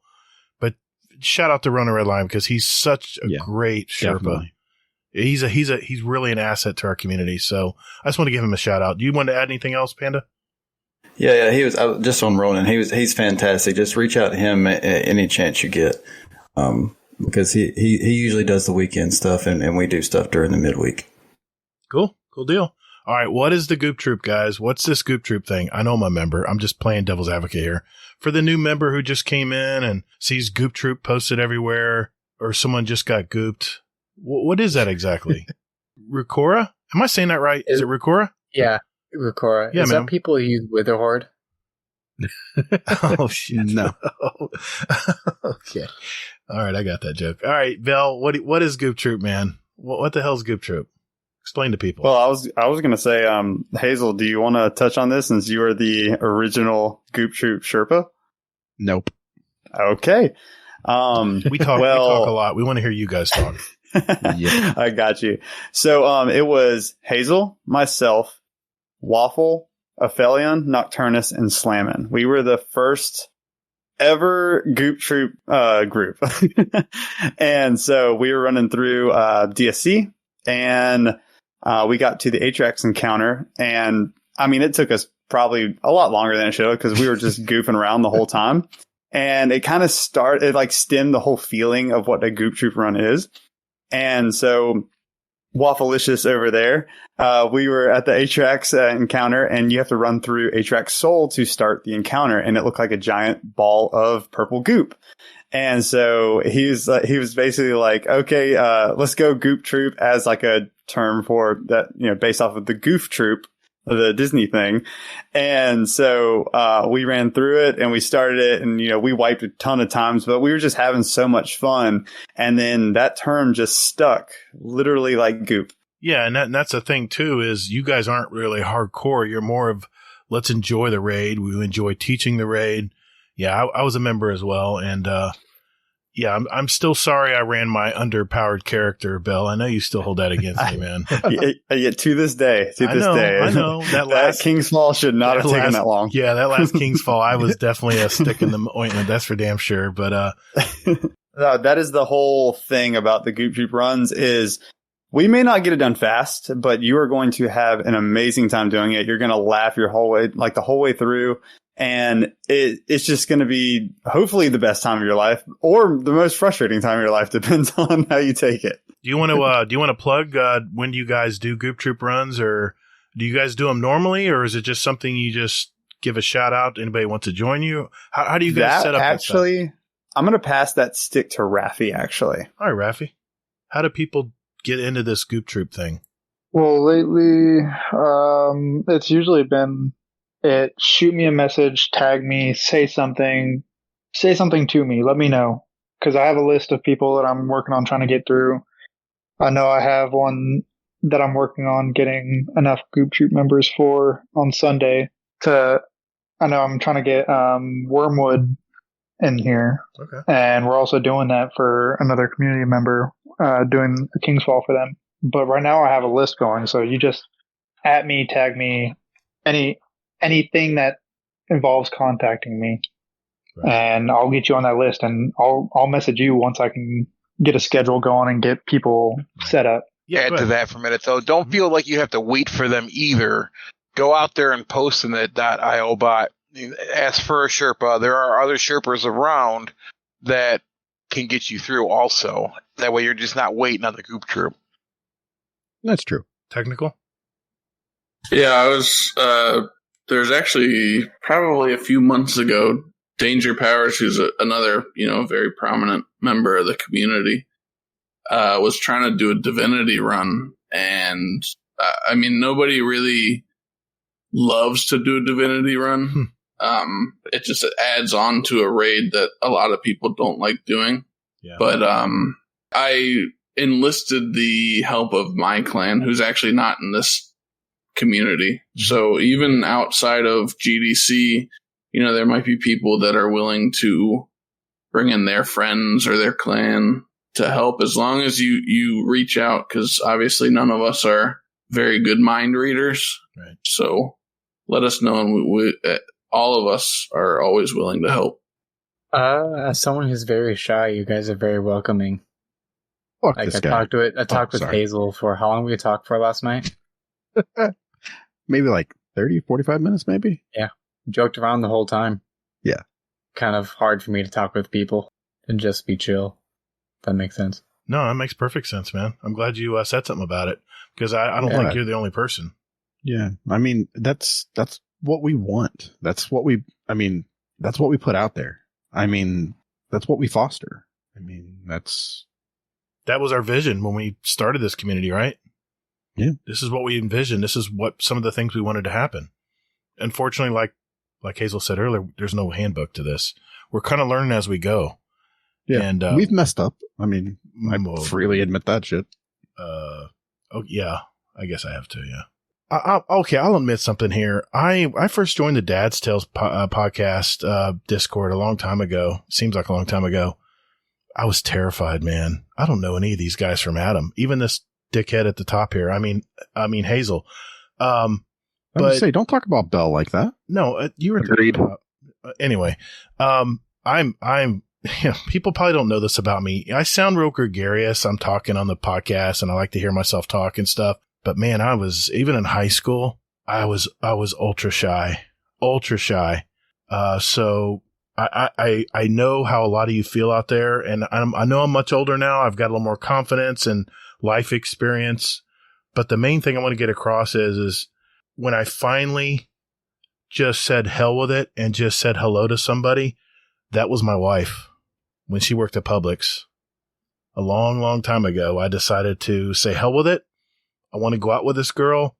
I'm shaking to death, bringing a 6-pack of beer and a pack of gum through her line, just so I'd have the opportunity to ask her if she wants to go out for lunch. Scariest thing I ever did, because I was so damn shy. But look what that got me. 30 years later, she's still with me. So we're talking about just gaming here, jumping in and gaming with people. And I'll tell you what, you will know someone pretty well when you jump into a raid with them and just goof off and have fun. You'll be surprised how much you'll learn about people as you do that. And that's the one thing I've really loved, jumping into raids with our community and stuff. So, all right, story time over. I just want to mention that because, I mean, we can all just say, hey, join the Discord. Don't be afraid. But I was one of those people that was super deathly shy in high school and even in college and stuff. And so yeah, just take a chance. This isn't an LFG. This isn't you're going to get stomped if you say something or you don't know how to do something in a raid. It's not our message here. That's not what we're about. I will say, I don't think I've ever seen a KWTD in this post. I don't think me and Hazel allow it. I think we probably will delete that. We do? I don't know. I don't know. I never see it. So. I just figure any raid you do like you do that, it's just assumed that you have Insults to be carried. Coming. So it's insults coming. Hazel, any last words on this issue? None. Okay. Last question I'm going to ask you guys, and this is more kind of a devious reason me and Hazel have you here tonight. We want to brainstorm, guys. Hazel's put out a questionnaire for our community, and we've gotten a good response from it. But we need some ideas. We need some ideas to bring our community even closer together.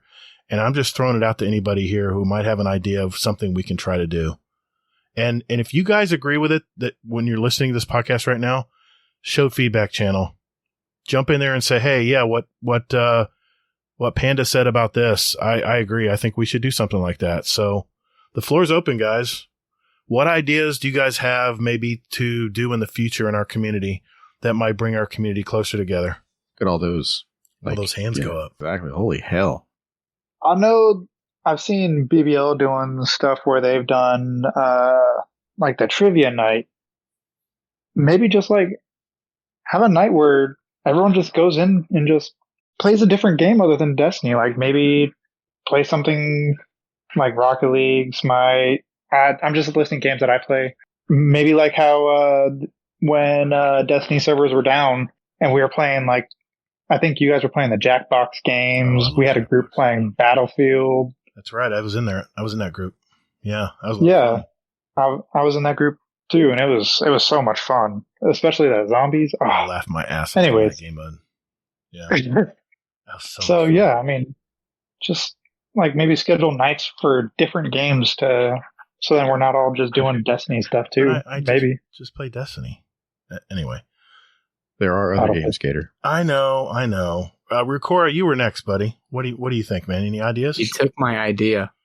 Oh, he did? Yeah. Oh, that's a good idea, though.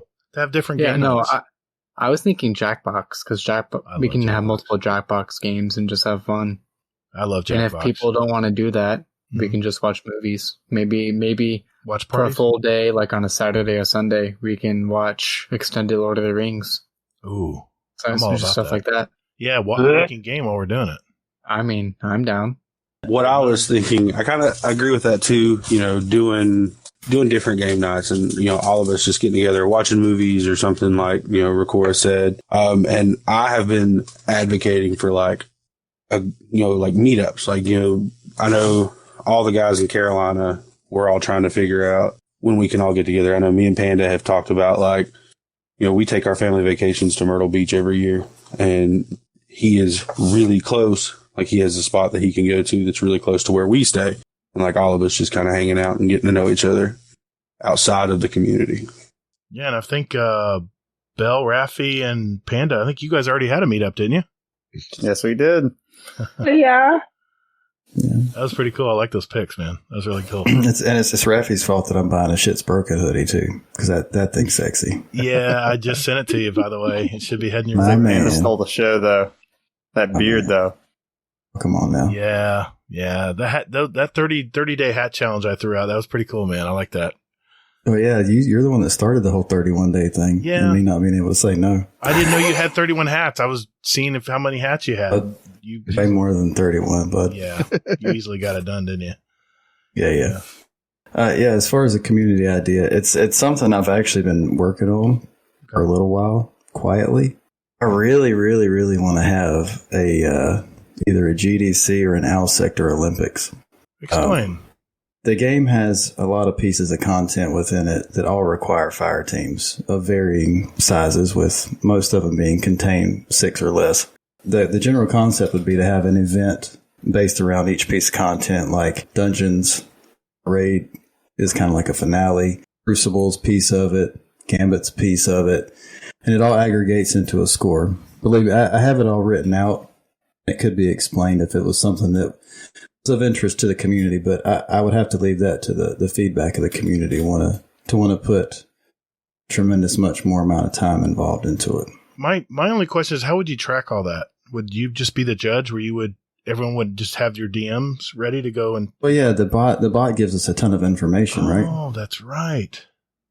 And the bot doesn't let you lie, so you can use the bot for that, and you can use a team captain to transfer information to me, was how I had it set up. Okay, that's a good idea. And there was a specific scoring and rule set that goes along with it. It's very well developed. I've had a little help from the guy upstairs over there in the top left corner. Mr. Bell. And so we've got a pretty well fleshed out idea of how it would work. Okay. Yeah, it's in the OWL Sector Discord, FYI. Gator. Yeah, I knew that. Yeah, I just wanted you to say it. Yeah. Yeah, I like the idea because, it kind of, you can rep your podcast. Yeah, that's true. Yeah, I like that. I mean, I think Blueberry Lounge had a trivia night. I think both of us had missed that one, but I think they're going to have another one come around. So I'm looking forward to doing that. Yeah, me too. I really like Panda's idea. My clan, we're not very big, so we couldn't do anything like that. But we, at one point, did basically a dungeon race. We only had 2 teams, so it wasn't super competitive, but basically 2 teams going to the dungeon at the same time, see who finishes first. Yeah, that's something I'm interested in. I know maybe a couple weeks ago I threw it in the Scrims chat. I was just, I would be interested in maybe seeing if people in the community want to start up some sort of league for private Crucible matches, and just, maybe a 2v2 league, something small where it doesn't have to, require a ton of people to get going. Like fixed teams, right? Like a bowling league? Yeah, basically 2 people that play together, and every week they may play a couple games on a weeknight or a weekend whenever, time seems available. I would want to change that. Do that PvP too, or PvE too, rather. Yeah, we can do it. Yeah, I mean, it's all open as far as that. We can have strike scoring or some type of strike tournaments or something, or Nightfall even or something. I would probably add to that technical, maybe 3v3, because you know why I'm thinking here? As people play in their teams of 3, it's a perfect transition for people to go and dip their toe in trials or comp, because those are already 3v3 setups. So I would encourage maybe 3v3 teams, like teams of 3, since the game is already kind of geared around that. And that as you get to know your people on your team and how they play, and you guys improve, and I think it'd be perfect for a team to jump right into trials and do something. Yeah, I think the 2v2 is just like stems from my Halo days. So that's just what is I got you. Always been ideal size in my mind. But I know 3v3 is definitely the destiny number. I didn't get that because I wasn't a Halo player, so I came from Call of Duty. So, I understand now. Rodimus. I think you guys need to have more contests. Kind of like people are all shocked that when they get to actually play with you or Hazel, and maybe throw a contest out there that you can win raid time with Hazel or raid time with Gator or a PvP activity, stuff like that, because I think a lot of people want more from the community, or not more from essentially you guys, but they're like, most people are like all struck when they get to actually play with you, and you guys have gotten that feedback from those people. So That's just my take on that. It would be a reward to raid with Hazel. It'd be a punishment to raid with me. No. Honestly, I was going to say that. I'm in for it. No, see? They just put you in our backpack, Gator. That's okay. Teamed up on. I see it. No, yeah, but not necessarily do a raid with you, but you probably do PvP, so. Oh, I'd love to PvP. Yeah, absolutely, dude. I'm the PvP guy, and Hazel's the PvE guy. I mean, I'll admit it. When it comes to doing raid Sherping and stuff, in the future, I just leave it to Hazel because I can't, it just is the way my brain works. I just can't explain encounters very clearly. And Hazel's able to do that. And that's why I just refer to him or defer to him. Now, if it comes to PvE, I'll be an open book. Whatever you guys want to talk about. I mean, I'm a decent player. There we go. But I'm not a God tier true Vanguard player. I just love to play the game and I get passionate about it. People want to start talking about it. So yeah. I wanted to add on to what Rodham said and what Trashy Boy said. So first and foremost, I wanted to bump Panda's Guardian Olympics. He went over that with me when we had that sit down lunch together with me and Raph.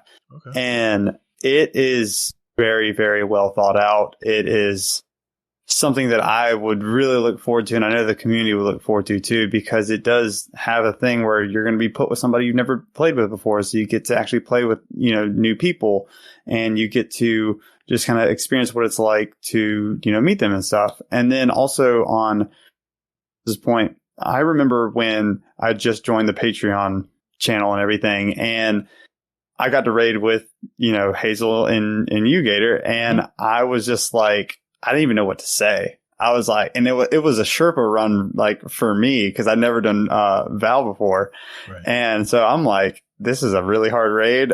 I'm gaming with these two people that I listen to all the time.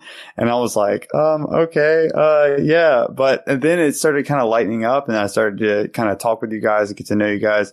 That was actually the first time I ever played with Waffle too, and here we are now. So it would be really cool to have kind of like some playtime with Hazel or playtime with Gator and stuff like that. All right, we'll definitely put it in and also bring back Jackbox games. I love that shit's fun. If I haven't said it 5 times already, I love Jackbox games. I did that with a Guardian Hub a while back, and I laughed my ass off. Funny. It's funny, isn't it? I just can't draw worth a damn. That's the problem. Rodimus? Guardian Hub Jackbox is not the GDC Jackbox, just okay. It's it's like it's after dark. Yeah, and then some. Mature, gotcha. I was gonna say, and then some. It's like the after party after dark. Is that when the Only Sins channel kicks in? Is it open? Kind of, yes. If you're to fill out your own card, they fill out their own cards. No shit. Okay. All right. Any more ideas before we get to our next subject, which is Destiny related? Just kind of want to touch on what Panda said. If you need an announcer, bro, I got you. Okay. And kind of going along with Vel too, like when I ran my first raid with you and Hazel, it was so like, it was surreal because I listen to y'all and all that. And now, I'm tagging Hazel wherever and yelling out, "Mom." Yeah, we're the Destiny mom and dad, right? And exactly. And it's nice to be able to do that. Just a dude doing dude things. So, dude. I got 2 last statements. Go for it. Need more spider picks for Hazel, more feet picks for Gator. Panda? And then moving on. Absolutely not. Absolutely not. You're cut off. Time out. Someone put time out. Go find your car. Bell's a bitch. Oh my god. Panda, last words on this subject? Or just like the record to reflect on the subject of playing with the host of the show, that Hazel got his cowboy hat with me. I did. Yeah. Yes. Yeah. I did not do enough just of that. Mullet. And Gator still doesn't have his Conqueror seal. I don't. Waffle, you can come get in my backpack anytime, bud. I'll take you up. Ooh, baby. All right. Okay, before we go, yes, this is a Destiny podcast, but what do you think, Hazel? I think the community question needed to be said, right? And these guys came to us and said, listen, we want to talk at least a little bit about community. So anything you want to add before we move on? Make sure everybody gets their say. No. Okay. All right. The Destiny topic I want to talk about before we go tonight is leaks. I don't know about you guys, but I have almost had to turn off Twitter because every time I turn around, there's leaks about the next season, maybe even further out than that. And I don't know about you guys, but I really don't want to be spoiled. I mean, seasons are like Christmas time to me. I want to be surprised when I jump into whatever new encounter or new storyline or whatever. I want to be surprised. I want to go in with open eyes. I mean, it's bad enough we don't have that Destiny 1 feeling anymore. Don't take this from us. I don't want to know what's coming. And another problem I think we're having because of leaks is people are jumping on the developers before they even have a chance to defend themselves or even show what the hell's coming the next season. So this is open forum. I want to hear what you guys think about this subject. Rodimus. Stay off of social media. Problem solved. But I got to be social. I mean, I want to. Okay, but if you want to be social, you have a Discord. Go there. Well, yeah, that's true. And we have a Destiny spoilers channel if you want to put out any kind of leak, but it has to be in the spoilers. The biggest thing is you're going to have those people out there that are going to try and spoil for everyone because they got to be the first one to post about it and they need their clout and they got to be like, oh, look at me, I was the first one to do that. But to be honest with you, I stay off of Reddit, I stay off of Twitter, and whatever posts in the spoilers channel, if I go in there, then it's on me. But if I don't go in there, I'm still surprised. But if you're going to go out there looking for it, you're going to find it. If you don't go out looking for it, guess what? You'll be surprised. And you'll be like, oh, that's kind of cool. I'm glad I didn't go out looking for it. It seems like Bungie has a hard time disguising or hiding, stuff and files and stuff for data miners now, right? I think that Bungie is sort of in a no-win situation. I mean, because people bitch if Bungie retains information and then they do weekly updates at reset. And everybody's like, well, I gotta get out of the tower. But it's not just Bungie, though. All the developers are having the same issue. I'm sure you can find spoilers on WoW or new Call of Duty stuff, Fortnite, all this stuff's coming. Bungie's not the only one that's combating that, but Bungie did recently just ban someone for leaking information on summits. Yeah, we heard about that. Yeah. Well, that was, yeah. But what I'm saying, though, is that, when Bungie, what was it? Like the last season, the last season, I think Bungie was doing updates every reset and everybody was getting all pissed off about it because they had to get kicked out for 5 or 10 minutes and couldn't do anything. And it was because Bungie was trying to put in lore and stuff like this. So data miners weren't ravaging everything early. So, so I guess, what's the alternative? There isn't one. Yeah, I can't stay off social media, but I think, like Rodimus said, if you're looking for it, it just clogs up your feed. That's for damn sure. There's a channel just for Destiny leaks out there. So, Technical, and I think Waffle had something to say too. But Technical, what do you think, man? This was a topic that I was kind of interested in because it's one thing that I struggle with every season. It's do I want to go look at them or do I not, Mm-hmm. And it's really this internal conflict because at some point in the season, it gets boring. Everyone kind of knows it. It's the Destiny routine we've been through for the past 4 years. It personally, I get to a point every season where I go look at it. I notice, at least in here, the spoiler channel is pretty small. A lot of people steer clear of it, and there's no negativity towards anyone that doesn't look at leaks. Obviously, that's more power to you. I'm kind of the weak one and I cave.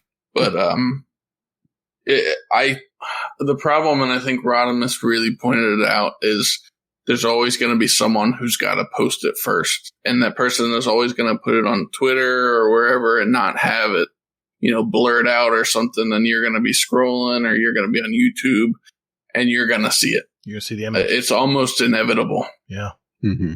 And that's what I wish that wasn't as big of an issue. I like that they're there. They're available. If you're interested, go ahead. But the fact that it's almost impossible to avoid them, it's frustrating to me. Yeah. So, I see both sides of the coin as someone who, it's not particularly Destiny spoilers, but, I read spoilers for One Piece chapters every single week, and I have for years. Because, I know no matter what, I'm going to read the chapter. I'm going to take in the content. So, I mean, spoilers for me are just like, you just kind of get an idea of what's going to happen early. Now, like, I'm not looking up, mechanics for encounters if they get leaked or whatever. Yeah, like, I'll just look and say, oh, cool, there's the weapons. That's what it's named. Like, all right, that's cool. And it's really as deep as I go. Now, like, with One Piece spoilers, like, I'm going deep. Like, I'm reading theories. I'm, like, trying to dissect every single spoiler that they have, on Fridays or Thursdays. The Japanese Raws come out, and, like, I look through them and try and see if I can get a gist of what's going on. But, I mean, it really just depends. Because I know that the next season, I'm going to play it anyway. Right. So, just kind of getting an early look at it for me. But at the same time, it can also hurt the community because someone can be like, well, I'm just not going to play it. I don't like the way it looks. I just want to say, like, Bungie themselves ruins content with their trailers and everything. They always put the best things out in their trailers. I don't understand why we as a community want to ruin that even further. Like, I saw leaks about season, 22, and I was like, oh, 22? okay. Like, or 21. Okay. And I saw the leaks about season 21, and I was like, oh, well, when they announced the TWAB and that art and everything, I was like, oh, okay, cool. It was all what they said instead of, oh, dude, look at that. Like, no way. Sloane's back. Like, all this other stuff. Like, it's almost common knowledge now, even before the TWAB drops. And I want like to bring back the old, like, when Taken King came out in D1 or like Rise of Iron or when Destiny 2 was dropping with Red War. Like, they didn't tell you that you were going to be without light or anything like that. They're just like, oh, hey, he's going to come, like, capture this thing. You didn't know what was going to happen. Then you start out with just a little pistol, and you're like, oh, my God, I got to run for my life. Like, those kind of feelings to come back, I mean, they'll never come back. But, like, that's what I miss about it. I miss the fresh Destiny smell. They'll never be the same, I know. I need the spoilers to stop, because anytime Bell sees a spoiler, he's just going to open his mouth and then tell me the spoiler, even though I don't want to hear it. So thanks, Bill. You're a jerk. I don't even know who Sloan is, but apparently I know he's back. Thanks. It's not a he. Sorry. Spoiler. It's like, spoiler. I just don't even need that info in front of me. And it's like, if it gets in front of me, I'm like, oh, crap, now I know it. Like, now I got to say it. Yeah. She's a she, you dick. I don't know. I guess, like I said, I don't know who it is. The other side of the coin is people say, well, I want to look at spoilers so I can prepare for the next season, what I might need to have ready or what what mechanics I need to start looking into. Get the fuck out of here. Play the game. I'm just playing the devil's advocate here. Don't shoot the messenger. But that's some bullshit right there. Think so? That's just somebody wanting to know what's going to happen and just going with it. They're just trying to rationalize it. Maybe. Okay. Panda? I don't have time to look around for a whole bunch of random stuff, so I try and stick to getting all of my news from Bungie themselves, not going looking too much. And I find that if I do that and don't intentionally go looking, you really don't run into too much. Maybe that's just me, but that's my experience. Like Technical said, it's tempting. You're scrolling through Twitter and you see new leaks for 21. And you see a slight picture as you're scrolling by. It's tempting, I'll admit. I just wanted to say, when you said the devil's advocate, and Hazel said, get out of here, I was just going to quote Hazel. I was just going to quote Hazel and say, get good. Oh, shit. Exactly. Okay. My thing is, though, like, who truly needs to prepare for a new season? Because unless it's an expansion like Lightfall, it's just another season, right? So you're just going to progress the story for 2 weeks, and that's going to be it. You're going to get a new dungeon or a repressed raid. Do you truly need to prepare? No. People are. Yeah. I know you like the bounty horde, and I'm going to stack bounties every season. I will. But to be honest with you, you don't need to anymore. What are you gaining from it? Simple. To me, nothing. It's I'm unlocking what's on that season pass faster. Not by a whole lot, but it helps a little bit. I mean, you get your XP rank, your multiplier kicks in faster and earlier. But I mean, it's all about the rewards, man. It's all about the seasonal unless you're rewards. Doing like day one stuff, there's no point to stack. If you're running a day one and you need that artifact, I understand that. Yeah. If you're going to try and do a raid race and be the first to do it, but right. I will always give Hazel shit for paying for 10 levels of his season. I still want to give him shit for that. When he ended up being 175 or whatever for that season. Yeah, because he thought he was never going to hit that. 2,200 now for 10. 2,200 silver for 10. No, that's different. That's that's unlocked the Strand class, I think. Oh, okay, yeah, okay. Well, no, that's the 10 levels right away with the artifact or something like that, right? Oh, yeah. Is that? Did I misread that? Is that unlocking Possibly. the I don't know first? how you read it. Was it season pass unlocks or was it artifact seasonal artifact unlocks? No, it was the season pass. Okay, that's what I thought. Okay, it's like 10 levels of XP. I mean, it's wow. Yeah, it is what it is. I hear you. But even like with the new release, like you're not going to need Pinnacle anymore. So to me, it's just you really don't need the bounty horde anymore. And I know people are going to do it because, like you said, they like seeing that number move. But why stress over it to have that 65 bounties across 3 characters by the end of the season? Just play the game and enjoy it instead of trying to like be stressed about, I need to get that first 15 levels of the artifact because I want that cool looking armor. And you know what? You'll get it in a couple hours. Three words, Rodimus. Old habits die hard. Last 4, actually. Old habits die hard. We just are used to doing it. And it's a kind of a competition between some of the people in this Discord. You can train an old dog to do new tricks, too. Not my dog. Anyway, technical. I'm probably the only one on the one side of the coin. I know it sounds like a lot of people are, anti-leak. And I'm in the middle. I'm on the fence. I'm somewhat pro-leak. And again, I just say it's up to you if you want to look at it or not. From my perspective, and I think a lot of bigger content creators might also kind of fall in this field, is I like to use it for lore speculation. And obviously it's kind of might be contradicting, speculation versus actually just reading what the leak is. But typically when the leaks come out, they don't have all the details. They'll have major sort of story plots, but then you might not know how it happens or something like that. Sure, so you still don't know the actual how the story's put together, right? Exactly. So that's what I like to do, and I talk about it a lot with anyone who likes to talk about that kind of stuff. It's always fun to just say what's happening next season, and then what how do we think that all happened, and all that other stuff. Right. I follow you. So that's actually a good segue because I was going to talk about the lore hounds and everything else that are out there. Like, I know that they, the quicker they get this information, the quicker they can speculate, the quicker they can get stuff together for releasing of content and everything. But then they release that content way too soon.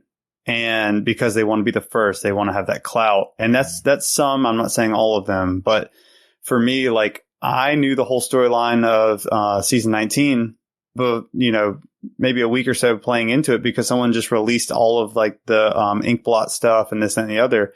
And of course I watched it. So, I mean, that's my own fault. But at the same time, like that, I shouldn't have even seen that. Like, I wasn't looking for it. It just popped up, like you said, like kind of on the feed. And then I just went and clicked it because I was curious and I ruined it for myself. But at the same time, that just shouldn't be out there. That should be something that Bungie releases on a set basis, like within the weeks that they want it to come out. Because, I mean, at that point, again, like I said, I ruined it for myself, but I was like playing through the seasonal story and I was like, I don't even care anymore. I was like, I already know what's going to happen. And again, it was speculation, but then when it started coming true, it kind of took away that wow factor. Yeah, I get that too. Yeah. Okay. So so it sounds like you blame Bungie then. In a manner speaking.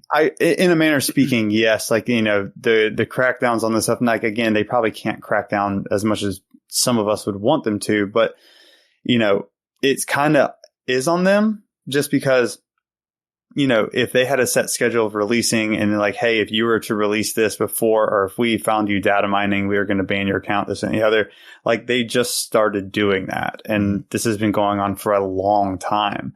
So it's like now the threats are there, but how empty are those threats now? Because, now you're doing it when it's been going on for so long. It's almost like habitual for people. It's almost like it's the new norm. And to me, it just takes away from when you're actually playing that PvE side of it, where you're getting that like different things coming at you, like, oh, this is happening. Like, oh, wow, that's actually happening. That's getting taken away. So would you want to see Bungie then like do like a weekly thing, like every week then? Because Bungie's big thing is that they want that surprise factor. They don't want you to know that something big is going to happen.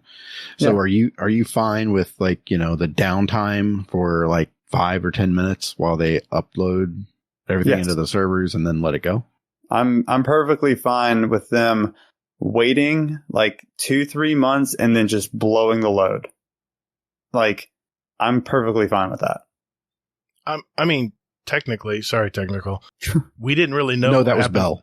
Oh yeah, I know technical had something I'm to technical. say. I know that Savathun, the final story of Savathun, not spoiling it here, is, we never saw that coming. So at least that wasn't data mined yet, or maybe it was. Yeah. I don't know. I don't pay attention to leaks, so I don't know. Yeah. So. Technical, do you have something? It's kind of just going, and I think it's a hot topic in the Destiny community as a whole. And I know Dado made a video about, fix the engine, replace the engine, whatever. And it's like, we have to understand that there are, again, no pun intended, technical limitations to what they can do. It's not that they can just push these things into the game as they want. I'm obviously not a game designer. I don't really know what they do. I do understand from a high level it's not really a on the fly kind of thing. Things have to be in the game far in advance before they can actually become a usable asset. Bill? But at the same time, like, to me, they should have some kind of cybersecurity where these people aren't data mining and stuff. Like, they don't want data miners to do that. So why is this happening? Or like, I'm not saying that they're allowing it, but at the same time, like, why is this even a thing? They can't even detect that a guy's got 100 KD in a trials weekend. They're never gonna. I mean, you got 100% headshot rate coming from the same team or the same company that doesn't give you a new map in Gambit. Mm-hmm. Oh, you're preaching to the choir there, Ron. I mean, I have a question. Is it engine or is it servers? I think it's servers. I think it's servers. I don't think it's an engine issue. Hazel, what do you think, man? Oh, I think it's definitely servers. I mean, come on now. Big Rubber facts. banding, shit like that. And remember, they revamped their servers a while ago where they have to tie back into mothership, in Seattle. So everything still has to, at least technically it's what they said, it has to go right back and then back out to the peer-to-peer. So I don't ask me. I'm old. I don't know that shit. So, I mean, that's what they stated in a technical blog one time years ago. So, well, thank you, gentlemen, for our very first roundtable discussion. Hopefully, people will like what they hear here and, maybe even offer some topics that they want to talk about in our show feedback channel. So I just want to, before you guys leave and go play a raid, everyone give me a shout out of your Discord name so people can look for you when they join the Discord. Let's start from the top. I am Told the Bill. Raffy. Yeah, don't forget all the Y's. I thought he was counting. I thought that's why he took for a second before he said his name. But I thought I was told the bell. What? What? Don't you're not technical. But no, I'm right as Prime. Like I said, and before, even if you're having a bad day, reach out. My DMs are always open. I have my phone on me most of the time. If you just need to talk to someone, even if it's a complete stranger, sometimes those are the best talks because you'll get a perspective that you've never seen coming. But my DMs are open. If you need me, hit me up. Thank you, sir. I'm Ryuko Matoi. My nickname on the Guardian Downcast is Rukora. And if you need a good dad joke, just DM me. You're the one. I mean, yes, thanks, I am man. the one. You're the one that started it. I saw those yesterday. I was like, what's going on here? Yeah, I like that, man. I like dad jokes. Keep them up. Yep. I mean, don't do that. I mean, keep them up. Thanks, Rukora. Thanks for joining us tonight, man. Yeah, thank you, man. And I'm Sheriff Trash Panda. And if anybody needs me or my buddy Mullet, give us a shout at GDC Sheriff. Yep, and you can at GDC Sheriff, by the way, and it'll go right to him. Thanks, Panda. My Discord name is Legendary Shards. I mean, it's technical. You can also, my name changes a lot. I think everyone's name kind of changes a lot in here. It's we have a good time. You can also tag GDC Sheriff and get me in that as well. Perfect. That's part of the shenanigans. I see. And finally, the waffle. Discord name Sauce Waffle, but it changes all the time. Just depends on my mood for the day. And like Rodimus and pretty much everybody else said, my DMs are always open if you need to talk. I'm always willing to lend an ear and maybe say something random just to cheer you up. It don't matter. If you need me, just reach out. All right, you got to explain your name right now. Luchador de what? It's cut off. It's Luchador de Puentes. Okay. It's Bridge Fighter. That's yeah, this is what we have to deal with in here, guys. Exactly. Yeah, I'm just kidding. Belle, you have something you want to say before we go? I actually do. So if it's okay with you guys, I would like to give a shout out. Go for it. I would like to give a shout out to Kogo4, the GDC scribe. This guy is doing the Lord's work out there. Yes. And if you guys haven't checked it out yet, he usually posts in the show feedback channel, probably, I think, around on Wednesdays. And it is the, what does he say? Too long, didn't read.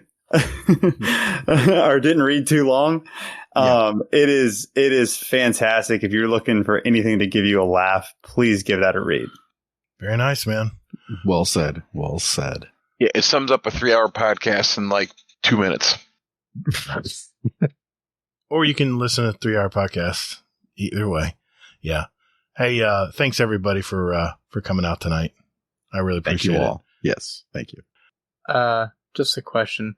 Yeah, man. Will the podcast be on like music apps like Tidal and stuff? I know we'll be on Google. YouTube Music soon. I enlist everything our host puts out there, and a lot of apps like that piggyback off the Apple bot or whatever you want to call it. I'm not technical at all, but they piggyback off of those feeds. So sometimes those apps, like you're mentioning, will basically grab the RSS feed when it's released to Apple or Spotify or whatever, and it will pull it into their app. You'll have to check with the app about that first. Sorry, okay. I can't answer that clearly right at this time. Sorry. It's all good, man. Gentlemen, thank you guys. Thank you all for stopping out. We appreciate it. And thanks for having us. All right. Yeah, thanks, guys. Until next time. Oh, he left before I told him. Toddles. Can I say Toddles? Say hi. Toddles. Toddles. Toodles. Toddles. There we go. Toodles. Toddles. Kisses. Toddles. Kisses. Toddles. See what I have to deal with, folks. See what I have to deal with every day. This is Waffle. Waffle. Yeah, where's our war cry? Jesus Christ. All right. Thanks, guys. Appreciate it. Later, guys. Bye. Bye. Hope you find your mom. Potato.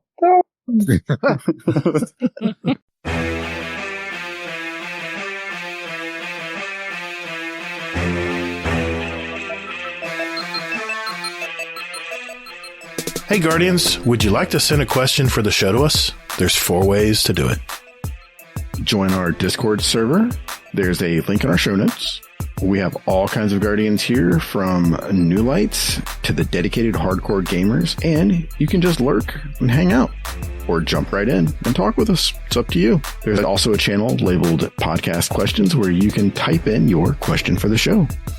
You can email us at guardiandowncast@gmail.com, or we also occasionally tweet about our upcoming show and guest, and you can respond there with your question at guardian_D_cast is our Twitter handle. Finally, you can send us a voicemail with your questions at speakpipe.com/guardiandowncast, and we'll play it live on the show. Thank you for all you do for our show. And Toddles. And later, Guardian. Hey, man. It's in the contract. That's my line. We'll see about that. Laz? Oh, no, not Laz again. Our podcast attorney, really? You're going there? Damn right, man. I pay him just as much as you do. That does sound weird, though. We're both paying him.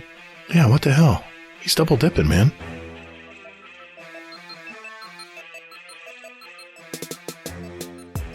All right, boys and girls, it's that part of our show where we answer your questions, and it's going to be either from our Discord server, which Hazel will take care of that tonight, but I have a lot of speak pipes as well from our speakpipe.com/Guardian Downcast, and if you want to send us a voicemail for the show, visit that site and send it to us. It's pretty much press button, record, end, send. All right, I want to start out with one here from, I believe this is Ronan Redline, but he doesn't admit it. This is your local support and question for the show. How would you guys feel if at the end of the year, instead of getting a fourth season, we got almost like a catch-up season, which is where, like, say you haven't gotten all your red borders or you haven't had time to play the game, you can do this and do them.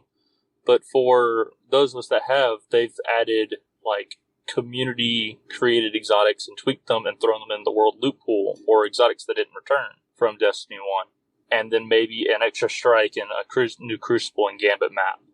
It would take that it'd give Destiny back its feel of exotics being fun again, because you could have just exotics that do crazy things because they're from the community, or you could have some of your old stuff come back. It's just one of those things that I feel like if you're in patrol and you hear that exotic drop, you get bored because you either like, I already have this, I'll pick it up and hopefully it'll be a better roll. And you pick it up and it's a Telesto. I don't know. And then if they did do this, what exotics would you guys create and why? I'd personally have them bring back First Curse, because I like the hand cannon chaperone feel where it kicks like a truck and hits like a mule. I did that backwards. Anyway, yeah. Thanks. Later. Did that sound like Ronan to you? Possibly. Yeah. I couldn't tell. Well, it's your local support main. We'll leave it at that. What do you think, Hazel? No fourth season, like a catch-up season. I don't know. I mean, at this point in the game, I better have a story going on in the last season. Yeah. You know? Yeah, I'd have to agree, because we need that build-up going into the next expansion. And Hazel, wait a minute. We used to actually have catch-up seasons, remember? It was called content droughts for months and months and months. Well, we haven't had one of those in D2. Exactly.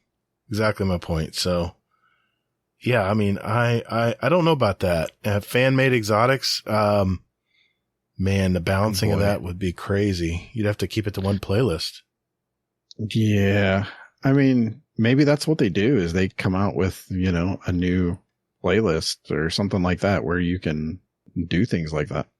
Yeah, it'd be like a fun playlist, where you can goof off and try stuff. Yeah, I mean, yeah, that would be okay. I mean, as even a side thing, but no, man, you got to have a strong story leading up into the new expansion. There's got to be some drama there, man. Otherwise, people aren't going to tune back in. At least in my opinion.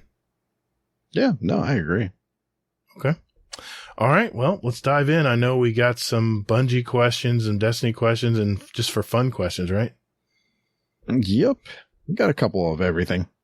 Who is this? Saint Slayer Jr. That sounds like a new member.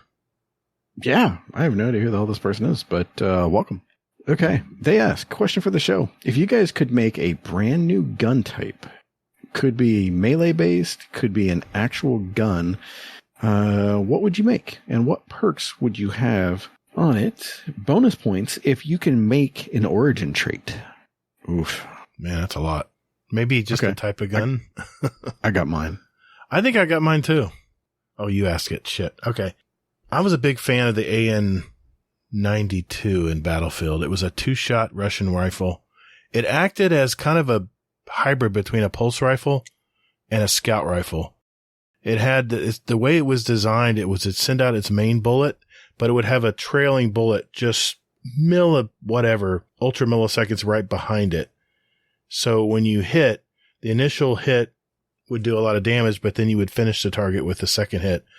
My favorite rifle, hands down, in Battlefield 4. Yeah, well, it would be kind of neat to have a hybrid scout / pulse rifle like that, like the AN-92. Be a lot of fun. I have no clue what an origin trait would be on it, but that's the first thing that popped in my head when we started saying that. So what would yours be? Okay. Mine, somebody put this, I think, in there as well at some point. But my answer would be an axe. A throwing axe.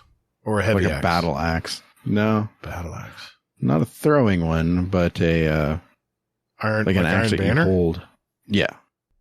And the origin trait for it would be lumberjack.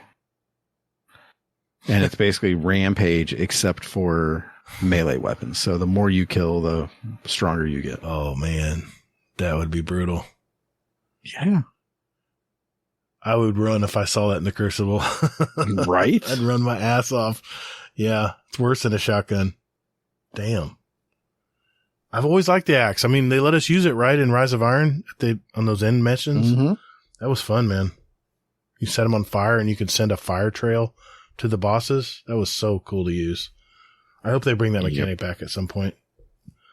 That would be cool. All right. What else we got in there? All right. So, we are okay. Question from Technical. Go. Okay.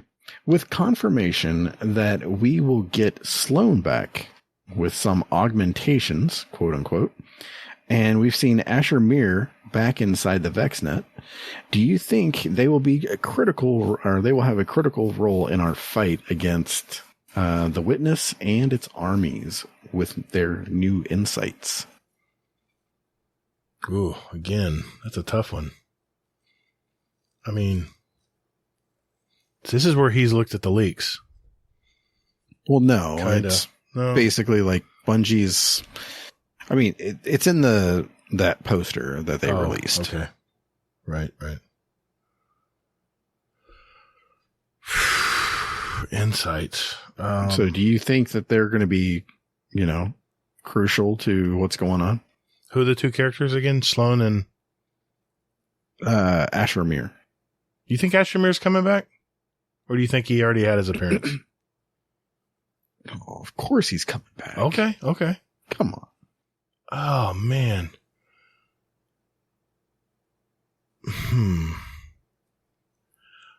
I'll take the other side of the coin on this one. I'm going to say no, that they're just placeholder characters. Get the fuck out of here. I mean, what's Sloan going to tell us that we need to know? I guess we'll have to find out. Have you seen the picture? I saw the picture, and I swear that looks like that sea creature. Did you see the picture? The taken arm? Yes. Yeah. What does that mean, though? Did she stick her hand into a taken portal? I don't know. Did she fight against the Vex? I guess we're going to find out.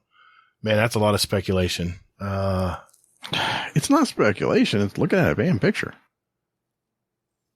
I'm trying to figure out what he's asking here. It seemed like a long. Do you think they're going to be crucial to what's going on in the game? Oh, I think Sloan will. I don't know about Asher Mir, though. I don't. He has to be. You think so? Yeah. What do you think our enemies are going to be in this season 21? Who are we fighting? Yeah. Who do you think we're fighting? I think it's going to be Cabal all season. Really? I think we're going to be fighting Hive again. Well, I mean, we could definitely fight the Hive, yeah. But I'm just saying, because there's usually 2 enemy types per thing, basically. Right. And there are Cabal ships everywhere in the atmosphere right now. So yeah, I definitely think it's going to be Cabal and maybe, probably Hive. Oh, actually, maybe Taken. You're right. Maybe that was a sign. The Taken arm. Weird. I'm going to say Hive and Taken if we're going to pick 2. I think the Cabal are going to take a back seat this season. No way, man. Really? The Cabal can't. Now we're talking about the Darkness Cabal, or are we talking about the regular Yeah. Cabal? Oh, Darkness The Cabal. Dark Legion. Yeah. Oh, yeah. I don't know. I really don't know. I think Sloan will be a pivotal character in the story, though. I don't know about Ashamir. You're disagreeing, I'm assuming. I think that everybody is coming back for a reason. Big reunion, huh? Dude, it's like I said, man. Kumbaya? It's going to be what? Kumbaya? Yep, exactly. I knew we were It's going to be Kumbaya. I mean, they're going to bring back everybody and they're going to, sing Kumbaya, and the darkness is going to just go away, and it's going to be all bright and sunny and sunshiny, and rainbows are going to come out of somebody's ass, and it's just going to be this whole thing. No way. I hope not. Dude, what part of this makes you think that it's going to end any other way? I still think we're going to have a world burning moment where we're going to get a little shocked going into final shape. I think they're setting us up for it. I don't know. Man, tough questions tonight, man. These are deep questions. Yeah. I mean, not that deep, but I mean. All right. Here we go. Dogglefar. Sorry, I need to get a water real quick. Sure.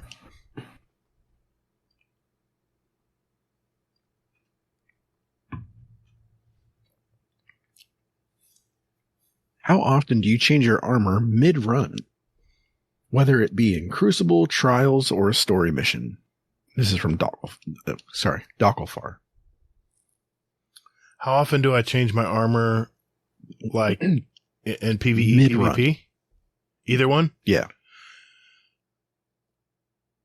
I don't change it very often at all when I play PvE. I know what works. I know what I need to use. I know how to use it. I know my builds are very specific. And most of my builds, like PvP, for instance, are built around 1v1 gunfights. That's what I thrive and what I love to do in Crucible. So, no, not very often at all. What about you? If you're playing strikes or raids and stuff. Well, before loadouts, it was pretty much never. But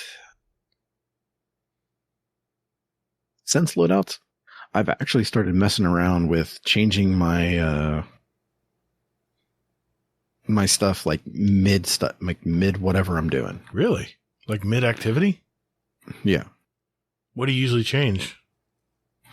Weapons or armor or both? Could be weapons. I mean, but I'm never like changing my super or anything like that because I want to maintain that energy, right? Yeah. Okay. I have to admit, I do change weapons frequently, but never armor. Never armor. I have my build. I know what it works. So. Okay. Yeah. Well, here's hoping you branch out and try something new. Might have to next season. We'll see. Yep, we shall see. Okay. One more here. Yeah. Rolfie. Question for the show. If you had control over the D2 ornament design team at Bungie, what piece of armor or weapon would you redesign, and in what sort of theme or style?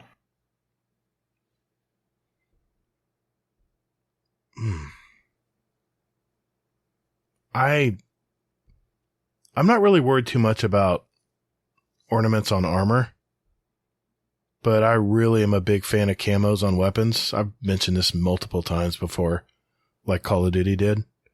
So my ornaments would be around legendary weapons getting a facelift, like the Suros pulse rifle. They haven't done it very often, but the last Perdition, they did that years ago, where it actually changed the whole look of the weapon. Kept its shape, but it had like a whole new wallpaper on it.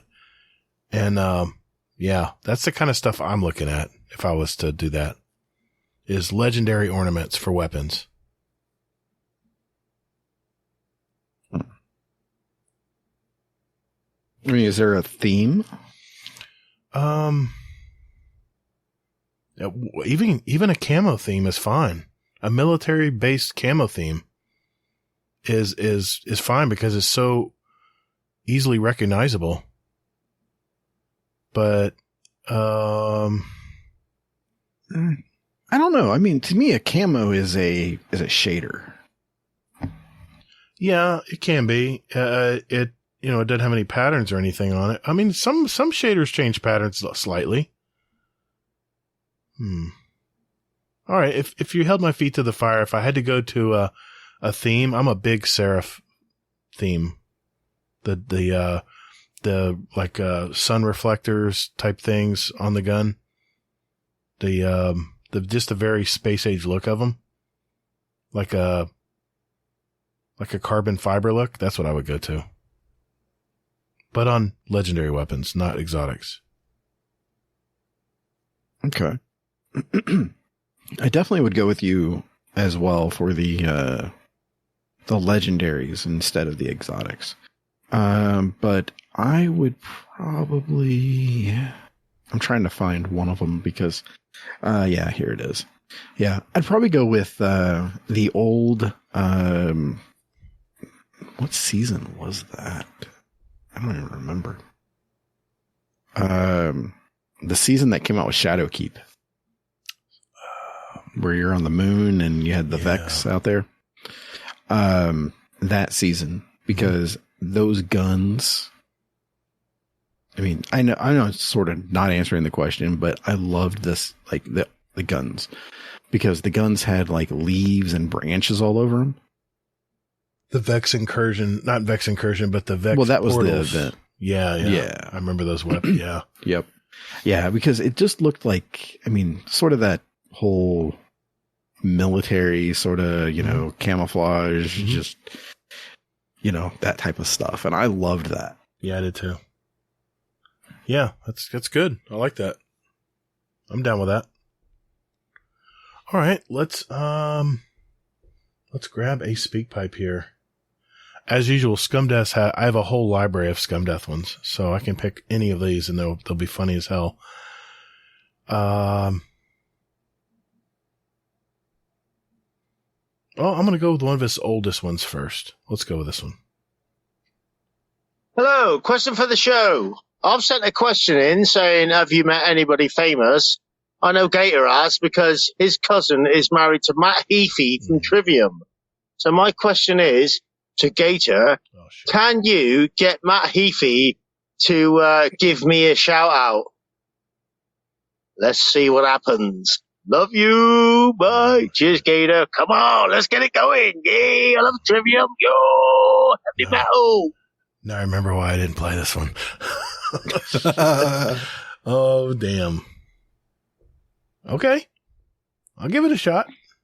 I'll message him. Nice. I'll see if he wants to do a little video blurb or something. Sure. That's awesome. He's just Matt to me. I mean, I love Trivium, but he's just always been Matt to me. But yeah. Cool. I'll see what I can do, Scumdeath. All right. I know we got a ton of questions in there. I want to make sure we answer a good ton of them tonight. Yep. Native Raider asks, if you expect the unexpected, is it still unexpected, or do you expect it?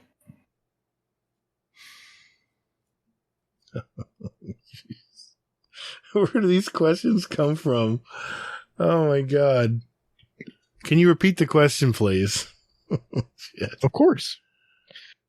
So, question for the show. If you expect the unexpected, is it still unexpected, or do you expect it? That is a good question, actually. Yeah. Well, I mean, I expected it. But the question is, what did I expect? There. Exactly. So you're expecting the unexpected, and then when the unexpected happens, is it expected or is it not expected? Well, by definition, it's not expected. Man, I can go circles on this one. Damn. All right, what's your answer then? It is still unexpected. Okay. That's my answer. Yeah, good answer. I like that one. You're still expecting the unexpected, but when the unexpected shows up, it's still unexpected. Exactly. That's what I meant to say. Yeah. All right.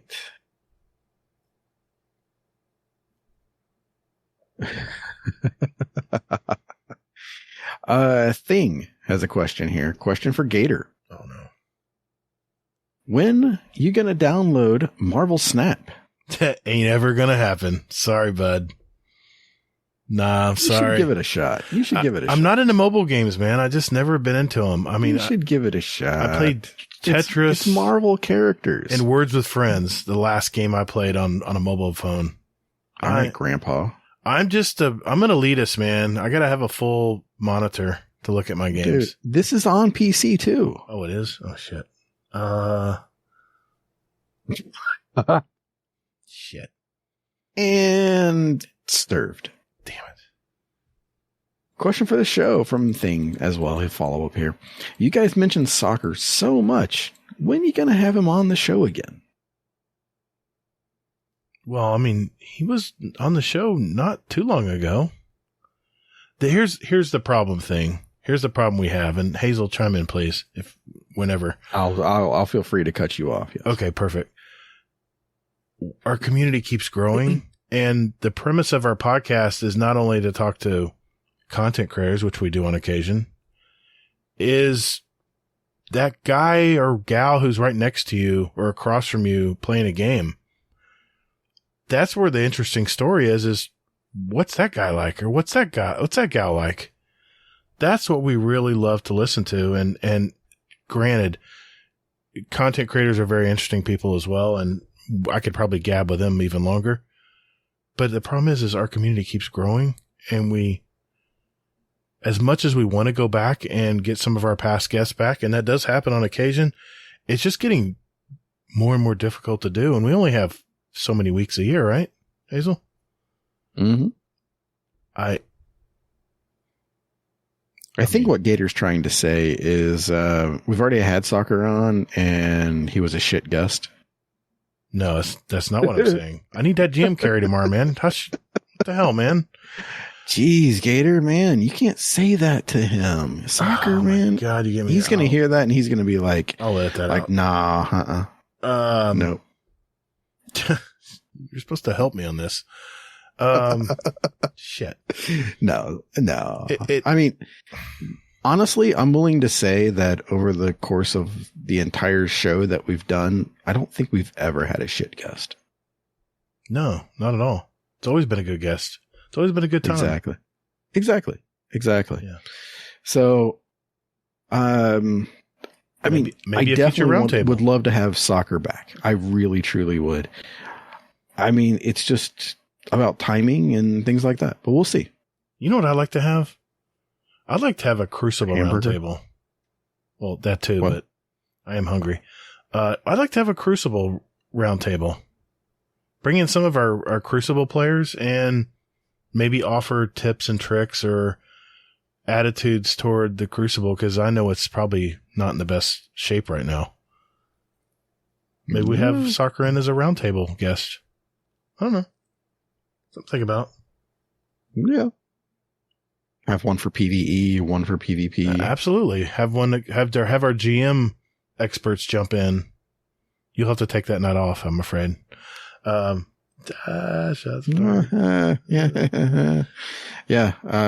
That coming from you, who is not a conqueror. Oh shit. Soccer, DM me, man. It will get done before this season's up. We're just looking for the right GM to get done. Okay.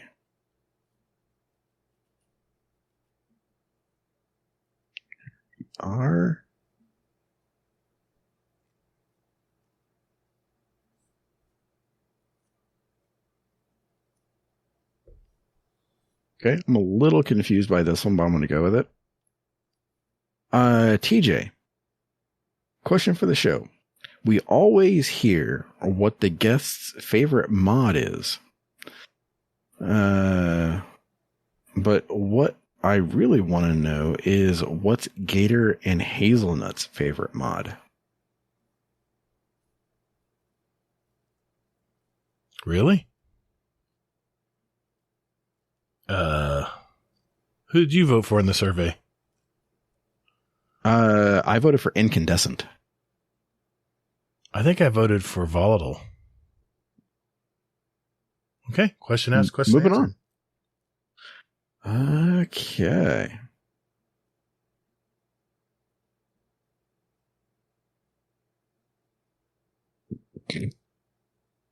Grockle has a quick question here. Question for the show.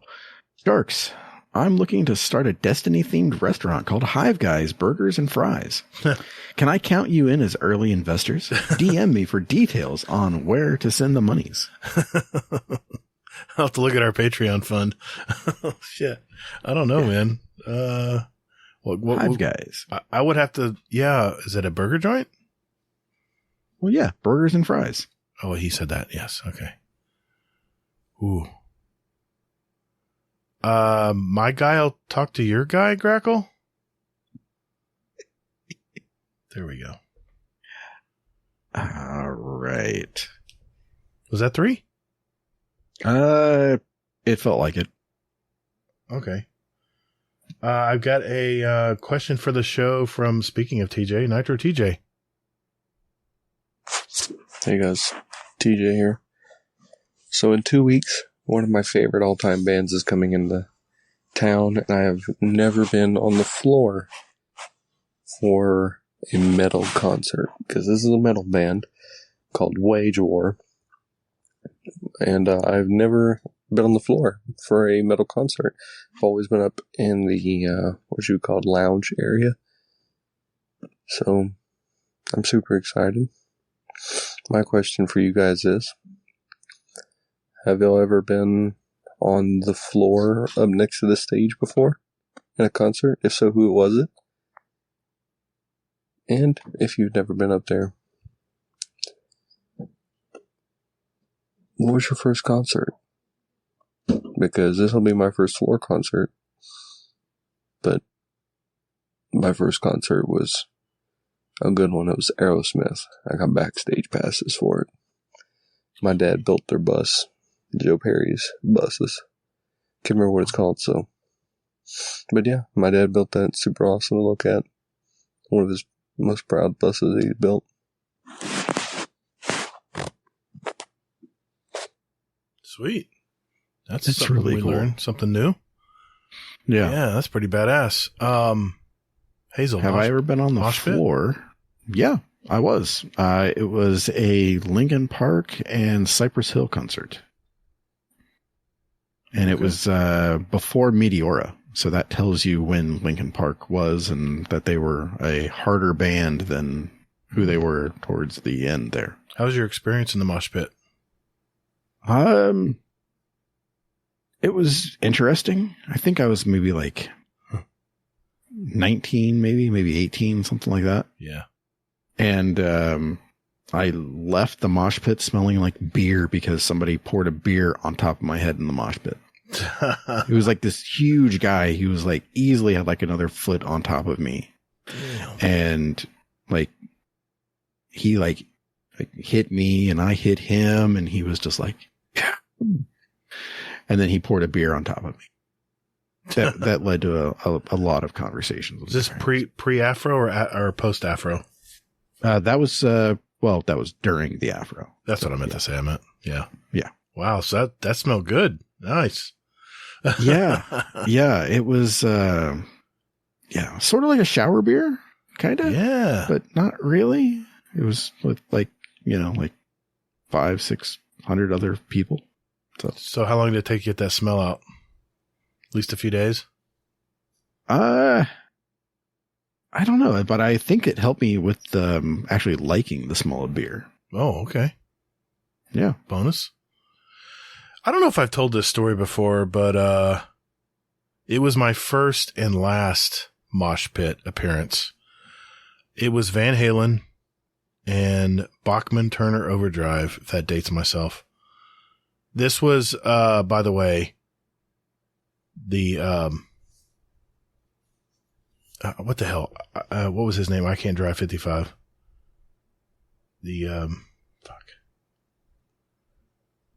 Eddie Money. No. I don't fucking know, dude. Dude, you're not that young. Come on. Shit. All right, hold on. Van Halen. Hagar. Same. I'll come in here. I had I don't know if I've told you a story, Hazel. I've had one and only one mosh pit experience. It was actually my first. Was it my first? No, it wasn't my first concert. It was probably my second or third concert. And, it was, Van Halen was the main act. This was, what did I just say? What was the name I just said? God damn it. Sammy Hagar. It was the Sammy Hagar years. And Bachman Turner Overdrive actually opened for them. And to be honest, Bachman Turner Overdrive kick ass. I loved their show much better than Van Halen's, and I was a big Van Halen fan.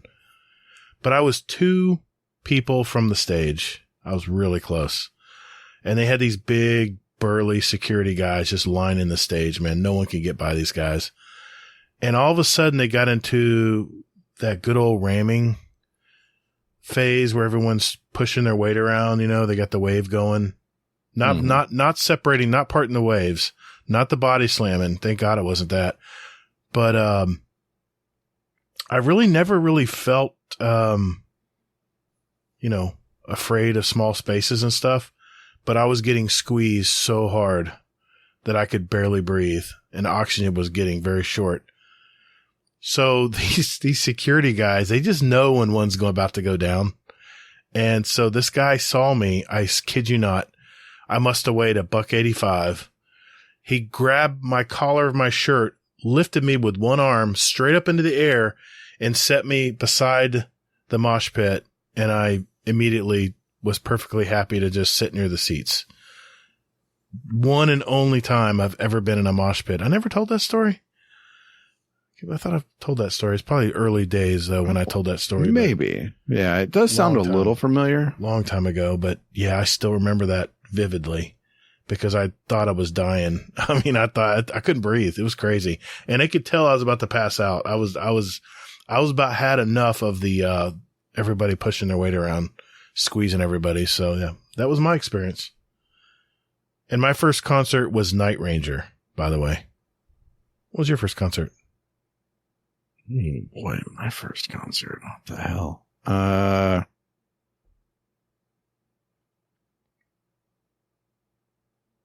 think it was maybe, I want to say it was probably, who the hell was it?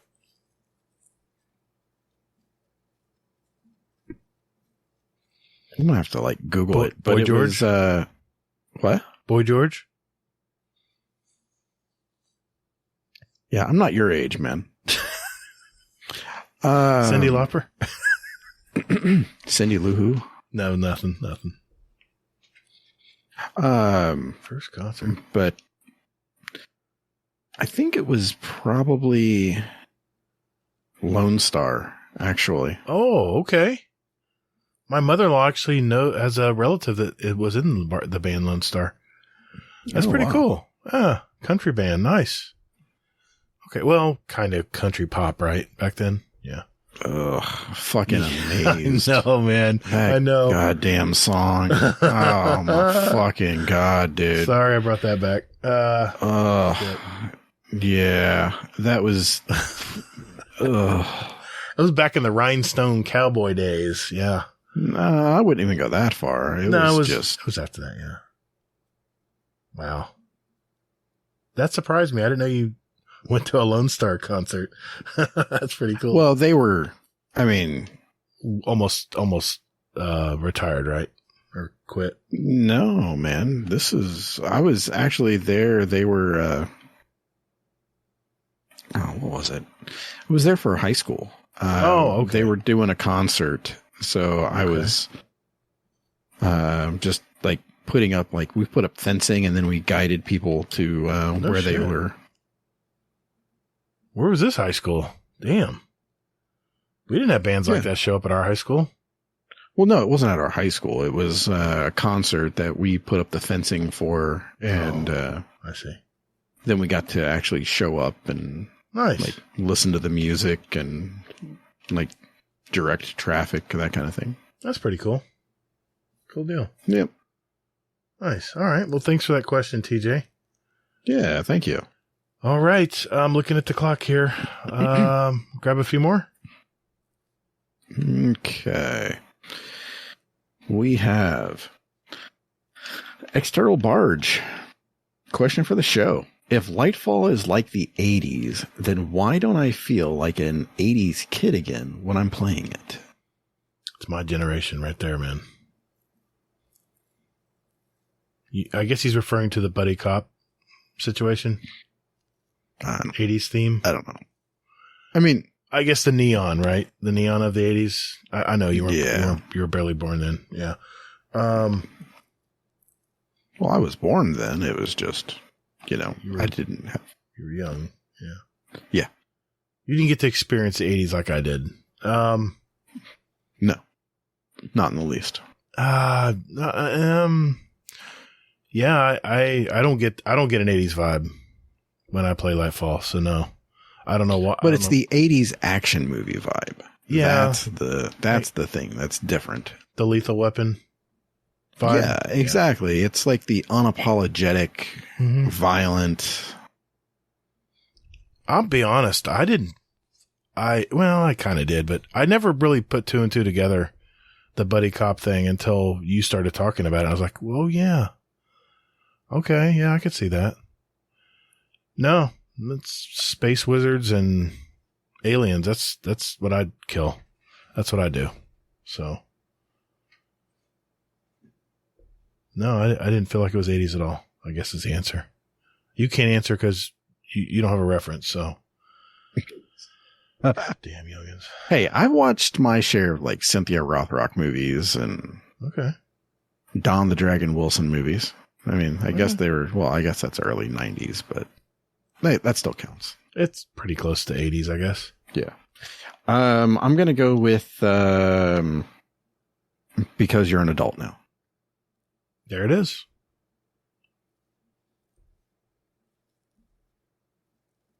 Okay.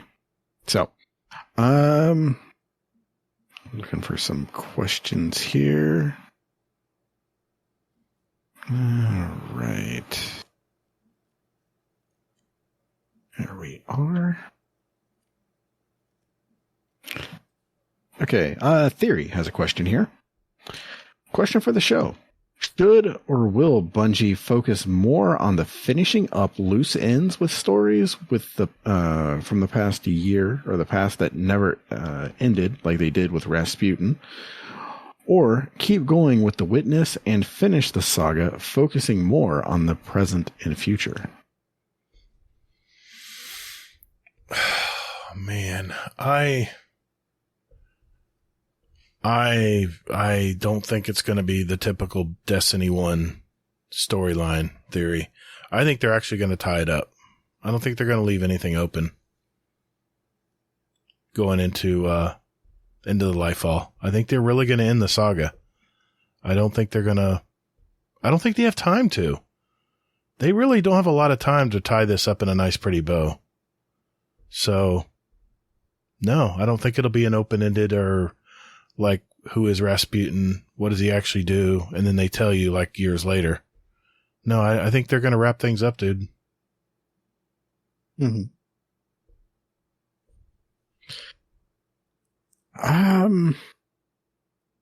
Yeah, I'm thinking they will. I don't know how good of a job they're going to do, but that's the $1 million question, right? How are they going to get all this done and not feel rushed? Well, I mean, that's what writers are for. So, yeah, true. All right. One more. Okay. Let's see here.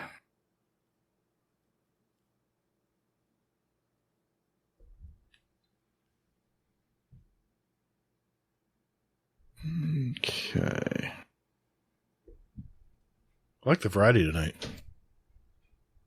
Those are all good questions. Yeah.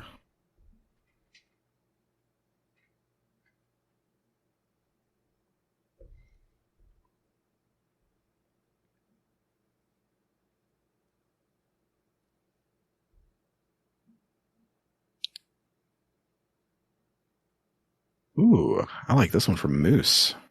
Okay. What is a title you would like to see added to the game? I.e. Dredgen for Gambit, Conqueror for GMs, etc. Oh, making up our own title? Yeah. Okay. Okay.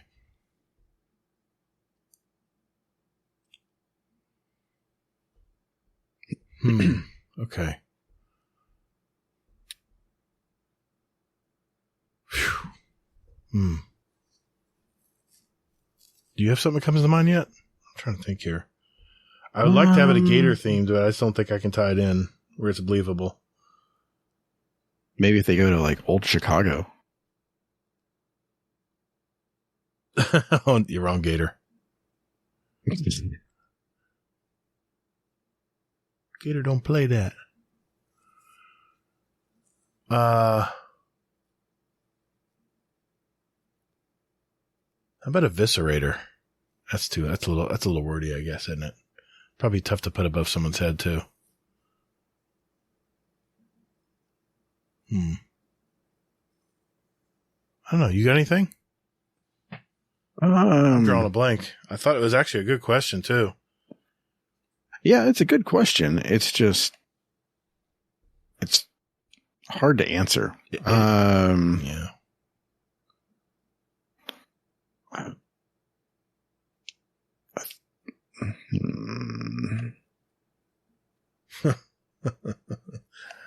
I'm just trying to think of like cool words. I know. That's what I was trying to think of too.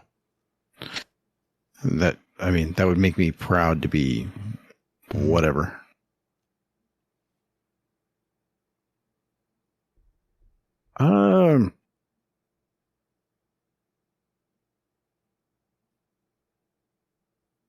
New title. Okay, I got one. Wrecking Ball. Okay. And it would be for a season kind of thing. Mm-hmm. And it's basically you get to pilot drop pods and you drop them on. That's a good one. Drop them on unsuspecting Guardians? Or the other way around? No, it would be on like enemies and that kind of thing. Right. Damn, that's a lot more witty than I was thinking. Damn, I'll think of something when we're 2 questions later. Damn.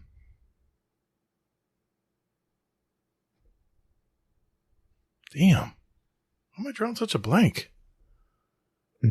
I mean, I'd like when it just says gamer, but how would you do that? Well, that would come from the like puzzle, maybe the Lost Sector. Maybe if you do it without dying on Master, you could get that. Yeah, I'm up for that. Yeah, I want to say Voidlock, but that's too specific. I love that name. You should actually like rename it like Originality. Yeah, there you go. I like it. That works. Man, good questions tonight, man. These are stumpers. Yeah. I'll have to think on that. I'm sure I'll come up with something like later, like a few minutes later. I'm not trying to worry about thinking about something. Let's see. That was from Moose? Correct. I have a question here from Trash Panda. Let's see. Hello, Scumdeath here. Wait, I'm not Scumdeath. What's happening, guys? It's your resident raccoon with a hat. Just popping in to, I'm walking the trails in the neighborhood to my house. There is a walking trail by my house, basically across the street, National Park. Anyway, not paying attention, ran out of gas. So it just so happens that I was able to gently let my car cruise into this parking lot that is a gentle 5-minute walk from my home. And I'm currently walking the nature trail to my house to get a gas can. So, question for the show. When's the last time you got stranded? Either because of yourself or because of some shit going sideways. Anyway, love you guys. Later. Oh, man, I got a great story for this one. I'm sure you got one, right? That was the last time I got stranded? Mm-hmm.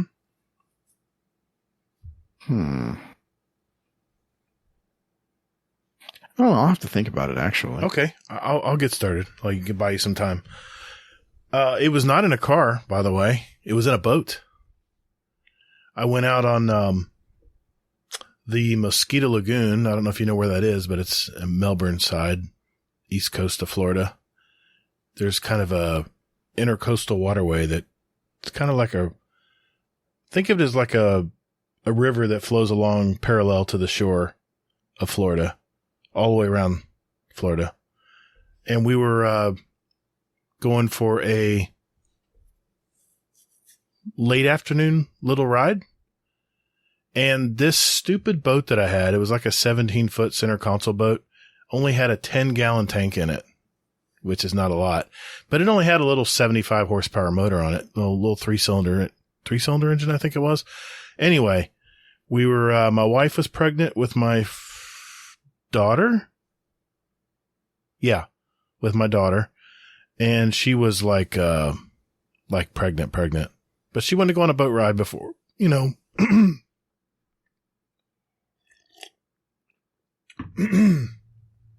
wanted to go on a boat ride. So I said, okay, we'll go for a boat ride. Drove the boat, trailered it all the way to the coast. About, let me get this cleared up.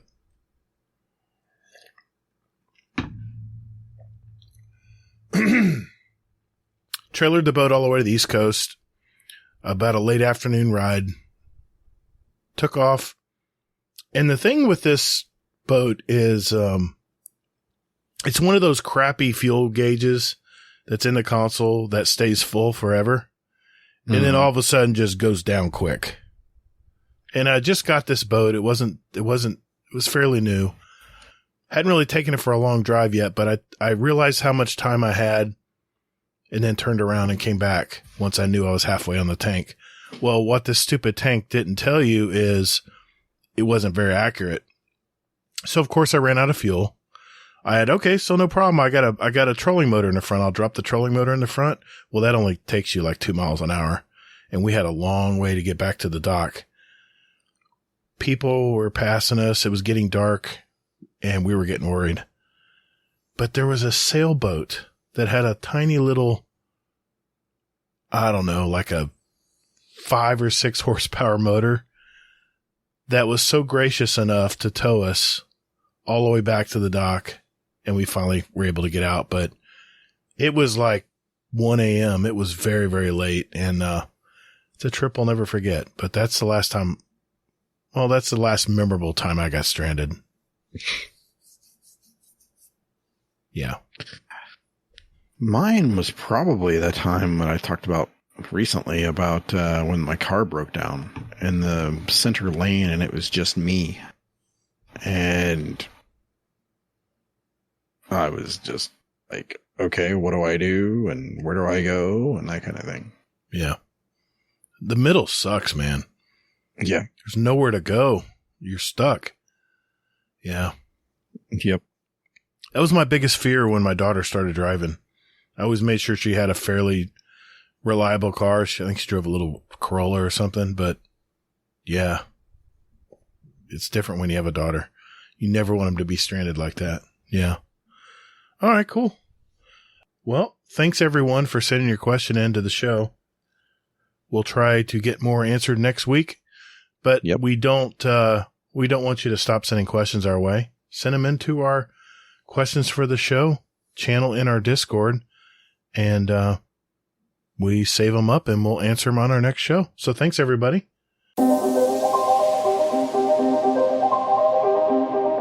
Hey, this is Mr. Monkey, not Killer Monkey, not Monocle Monkey, Mr. Monkey. Get your bounties done. You're listening to Guardian Downcast. All right, before we go, we have a little housekeeping to take care of, a few announcements to make. Hazel, I'll throw it to you first, man. I know we're doing a scrim this weekend. I know people won't hear that by the time they get this podcast, but we're trying to do more stuff right as a community and exactly involve our community. And you got some feedback from our survey, right? Yes. So I did a survey. I threw it out there thanks to SurveyMonkey. And I basically have been like reading all the reviews and things like this that people have been saying and all the suggestions and everything. And I mean, it's invaluable, the stuff that you guys are saying. So keep it coming. Yeah, definitely. I mean, that's the main thing there is just, it's good information that you guys are giving. Some of it I wish that could have been delivered beforehand. you know, like if somebody has an issue with something that we're doing, then just let us know. And then we can go ahead and, address it. Yeah, our DM's open. We're open to anybody who wants to contact us, right? Yeah, for sure. For sure. So yeah, if at any time, just let us know. Like, hey, I don't like it when Hazel said whatever. Right. Kerfuffle. Mm-hmm. So why don't we leave this open one more week and give some people opportunity maybe? Yeah, let's go ahead and do that. Okay. You'll see it in the announcement channel. Yeah, I'll put it when I post the show episode for this week. I'll post it right below it. How about that? Yeah, that works. Okay. Anything else, Hazel? Not at the moment. I am planning on putting a raid in, so be on the lookout for that. All right, very cool. I don't know if you listened to last week's episode or not, but I made a blunder as far as the question of the month channel. I actually still had it locked, so people couldn't access it. So we've decided to extend the question of the month for one more week to give everyone a fair chance to get entered into the drawings and leave your answer for the question of the month. And what is that exactly? It's real simple. It's what is your go-to subclass of choice in PvP and PvE? And why do you always come back to it as your favorite? I want to know. Is it something that synergizes well? Or is it something that really works for your play style? We'll need your answers by Wednesday, May 10th. And then on next week's show, Hazel and I will have our drawing for our speak pipes and our Discord entries. And then we're going to have a second drawing for just our speak pipe answers. So we encourage you to send those in as well. It's speakpipe.com/Guardian Downcast. And it's question for the month channel in our Discord. We're going to have a $25 Amazon gift card for our general drawing and then some podcast merch for whoever gets that lucky number in our speak pipes. So let's hear them. Speaking of which, Hazel, I wanted to play a couple of them tonight, if you don't mind. Yeah. We'll go ahead and get a jump on some of these. This one is from Trash Panda. What's going on, guys? It's the Sheriff. Answer of the month. My go-to move is Avoid Hunter. My move is always a Hunter, as I'm an exclusive. And Void is life. I had to agree with Gator and his Void Lock love. Well, I'm a Void Hunter. The love there, it rolls deep, deep, deep. And then, they had to make it even better by giving us the Gerfalcon's Hallberg during Season of Plunder. That might be the only damn good thing to come out of that season, to be honest. But, give me my Gerfalcons, give me my repulsor brace weapon, and we're going to make magic happen and stay invisible as much as possible. So that's it. I'm excited to hear what everybody else plays for their class and subclass. Love the show. Love you guys. Later. Thanks, Panda. All right. That's a good call. You're a Falcon. Yeah. It's been pretty powerful too. We have a question of the month answer from one of our European contingents, and that would be Dimwee. This is Dimwee for Answer of the Month. It is this time not 2 a.m., so I can actually talk a bit normally. And what subclass do I always go back to, which I prefer in PvE? It's most likely going to be Arc Hunter. Arc Hunter has always been one of my favorite subclasses, because it just, I don't know, something about the getting close with melee and not being a ape titan just always was charming to me. I mean, Arc before 3.0 was pretty solid. I used to use, I think it was Top Tree with Combination Blow. And after 3.0, it just mixed all of them together and literally created a PvE machine. It does basically everything I need for it. You can throw a grenade and just kill everything in like a 5-meter radius. The alchemical combination flow just stacks and does insane damage and heals you all the time. And orb spam is incredible with it. Most likely going to be even better with the new mod, which lets you collect all the orbs when you use a subclass ability. And Gathering Storm is one of the best supers in the game for damage. It is very good. And what I usually like for PvP is most likely going to be Arc as well. I used to play Arc since Forsaken and then dropped it a bit at Haunted because Restoration was just that good. Just dropped it for Solar. But I went back to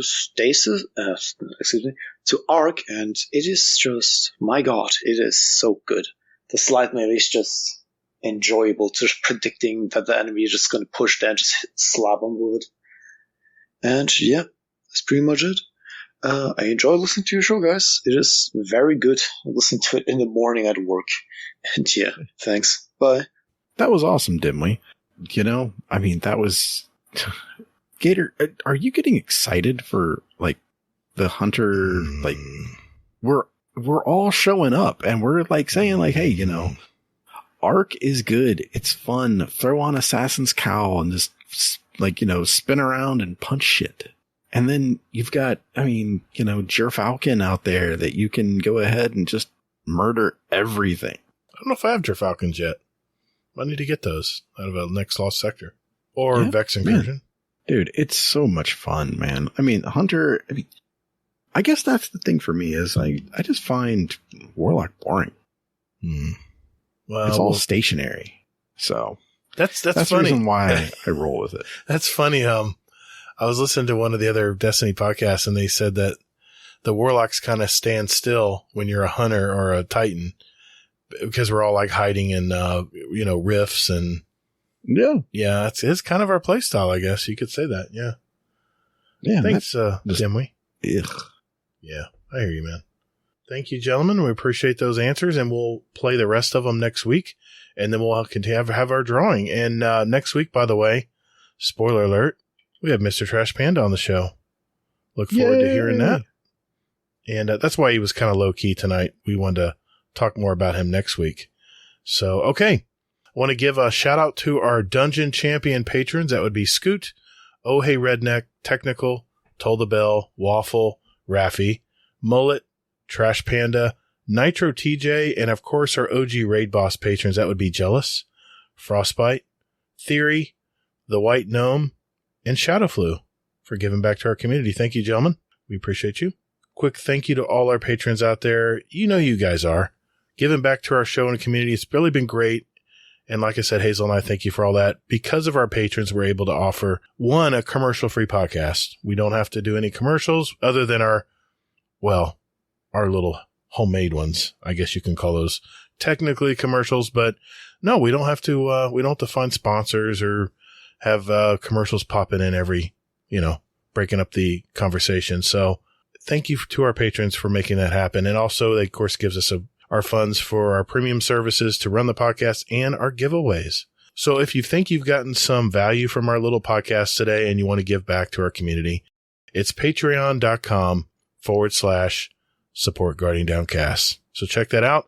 And one other thing, if you do join our Patreon, please leave your Discord name. We want to be able to give you a shout out on the show if you decided to join up our Discord or our Patreon community. So thanks. Thank you all. I just wanted to throw that out there too. Absolutely, man. Absolutely. I think that's it, Hazel. Another episode in our collection. For our listeners out there, we have 197 other episodes with interviews from gamers all over our community. So if you're just finding out about our podcast, take a look at those back episodes. We got a lot of good interviews in there as well. And if you like what you hear, just do us a favor and tell a friend about us. That's how we grow, is from your referrals. So thank you for that. Well, Hazel, where can we find you, sir? Quick and easy. Hazel NT anywhere and everywhere. Except for Twitch, where I am streaming occasionally, and that is the Hazel NT. Very nice. I can't wait to see you stream this weekend. It's going to be cool. Yeah. Nice. It's fun when it all works, right? Yeah. Tell me about it, man. You can find me on Twitter. That's at Todd the Gator. Remember, that's 2 Ds and GATR. You can also find me on Steam, PS5, and I have a YouTube channel. Todd the Gator, spelled the very same way. I create videos for new players trying to figure out all the little things in this crazy game. I have gameplays, live streams, and I'm starting to include some, let's just say more opinion pieces. So if you haven't already, check that out. Give me a sub and, listen to stuff that's coming out in the future. I have a podcast. It's actually an audio form of my YouTube channel called the Destiny Help Desk. Does the very same thing. It helps anyone who's starting to get into Destiny and help them get on track for their Destiny journey.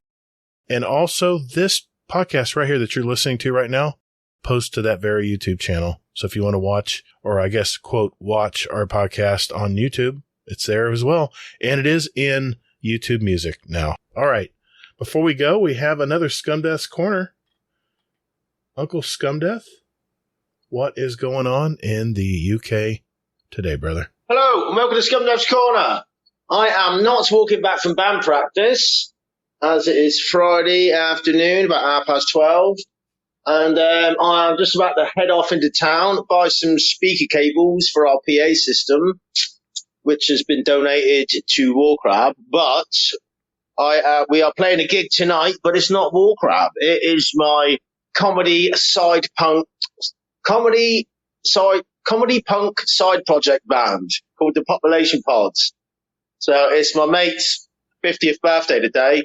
So his missus has hired a venue. It's all a secret party. So as far as he knows, he's going out for a couple of pints tonight. And he doesn't realise that the Population Pods are doing a gig for him tonight. It's going to be songs about bodily functions, bodily fluids. And that's about all our songs are about. So this is quite a shameless plug, actually. If anyone likes a bit of comedy punk, get on to Population Pods. Facebook, YouTube, get on YouTube. There's some amazing videos on there, I must admit. We've been doing this for 20 years now. I know Warcraft's the main band, but Population Pods has been going longer than most bands. So yeah, get on YouTube, check out some vids anyway. So it should be a good night. I'm going to go and get the bus in a minute, go get some equipment and get set up. It's not till like 9 o'clock tonight, but we're going to get the gear set up early. Get a few beers down our necks, and then let's have it tonight. Well, come on then. Population Pods in your face. Get looking. Love you all. Bye. Ciao. Man, that's going to be a fun party. If you have not seen his videos on YouTube, they are hilarious. Yes. They're a little raunchy, but they're hilarious, man. They're a lot of fun. Thank you, Uncle Scumdeath. We'll see you next week. And hey, everyone. As you're playing the Lightfall campaign and the Lightfall Season of Defiance, do us a favor. Take a break. Go outside and touch grass. I think it's time now, Hades. Continue to be safe, everyone. And more importantly, hey, take care of one another. Life's too damn short. The weight of the world was on your shoulders, and still you triumphed. Marvelous. Thank you all so very much for listening. And later, Guardian. Get toddled. Nice.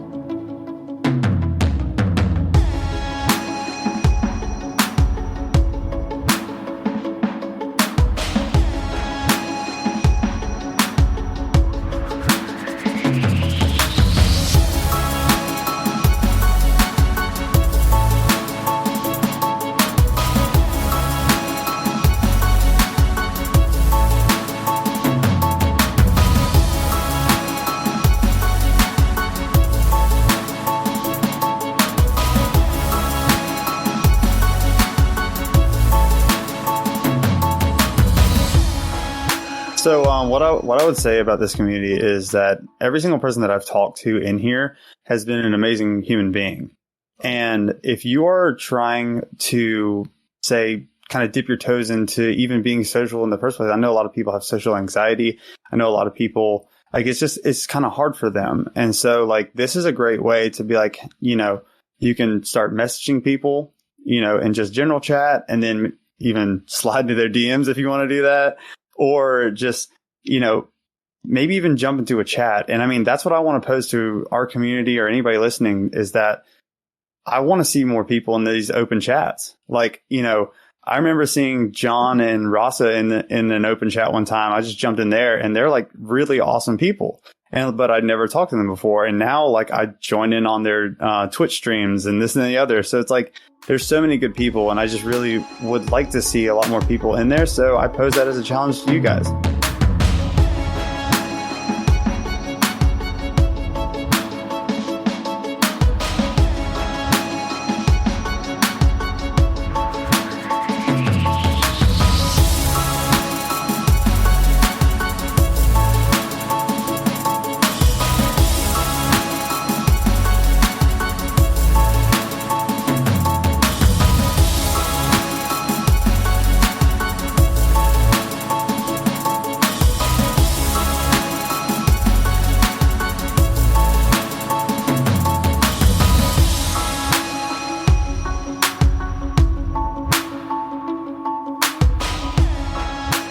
Potato! Potato! I didn't Podcast. And Admiral. Playing with his nips.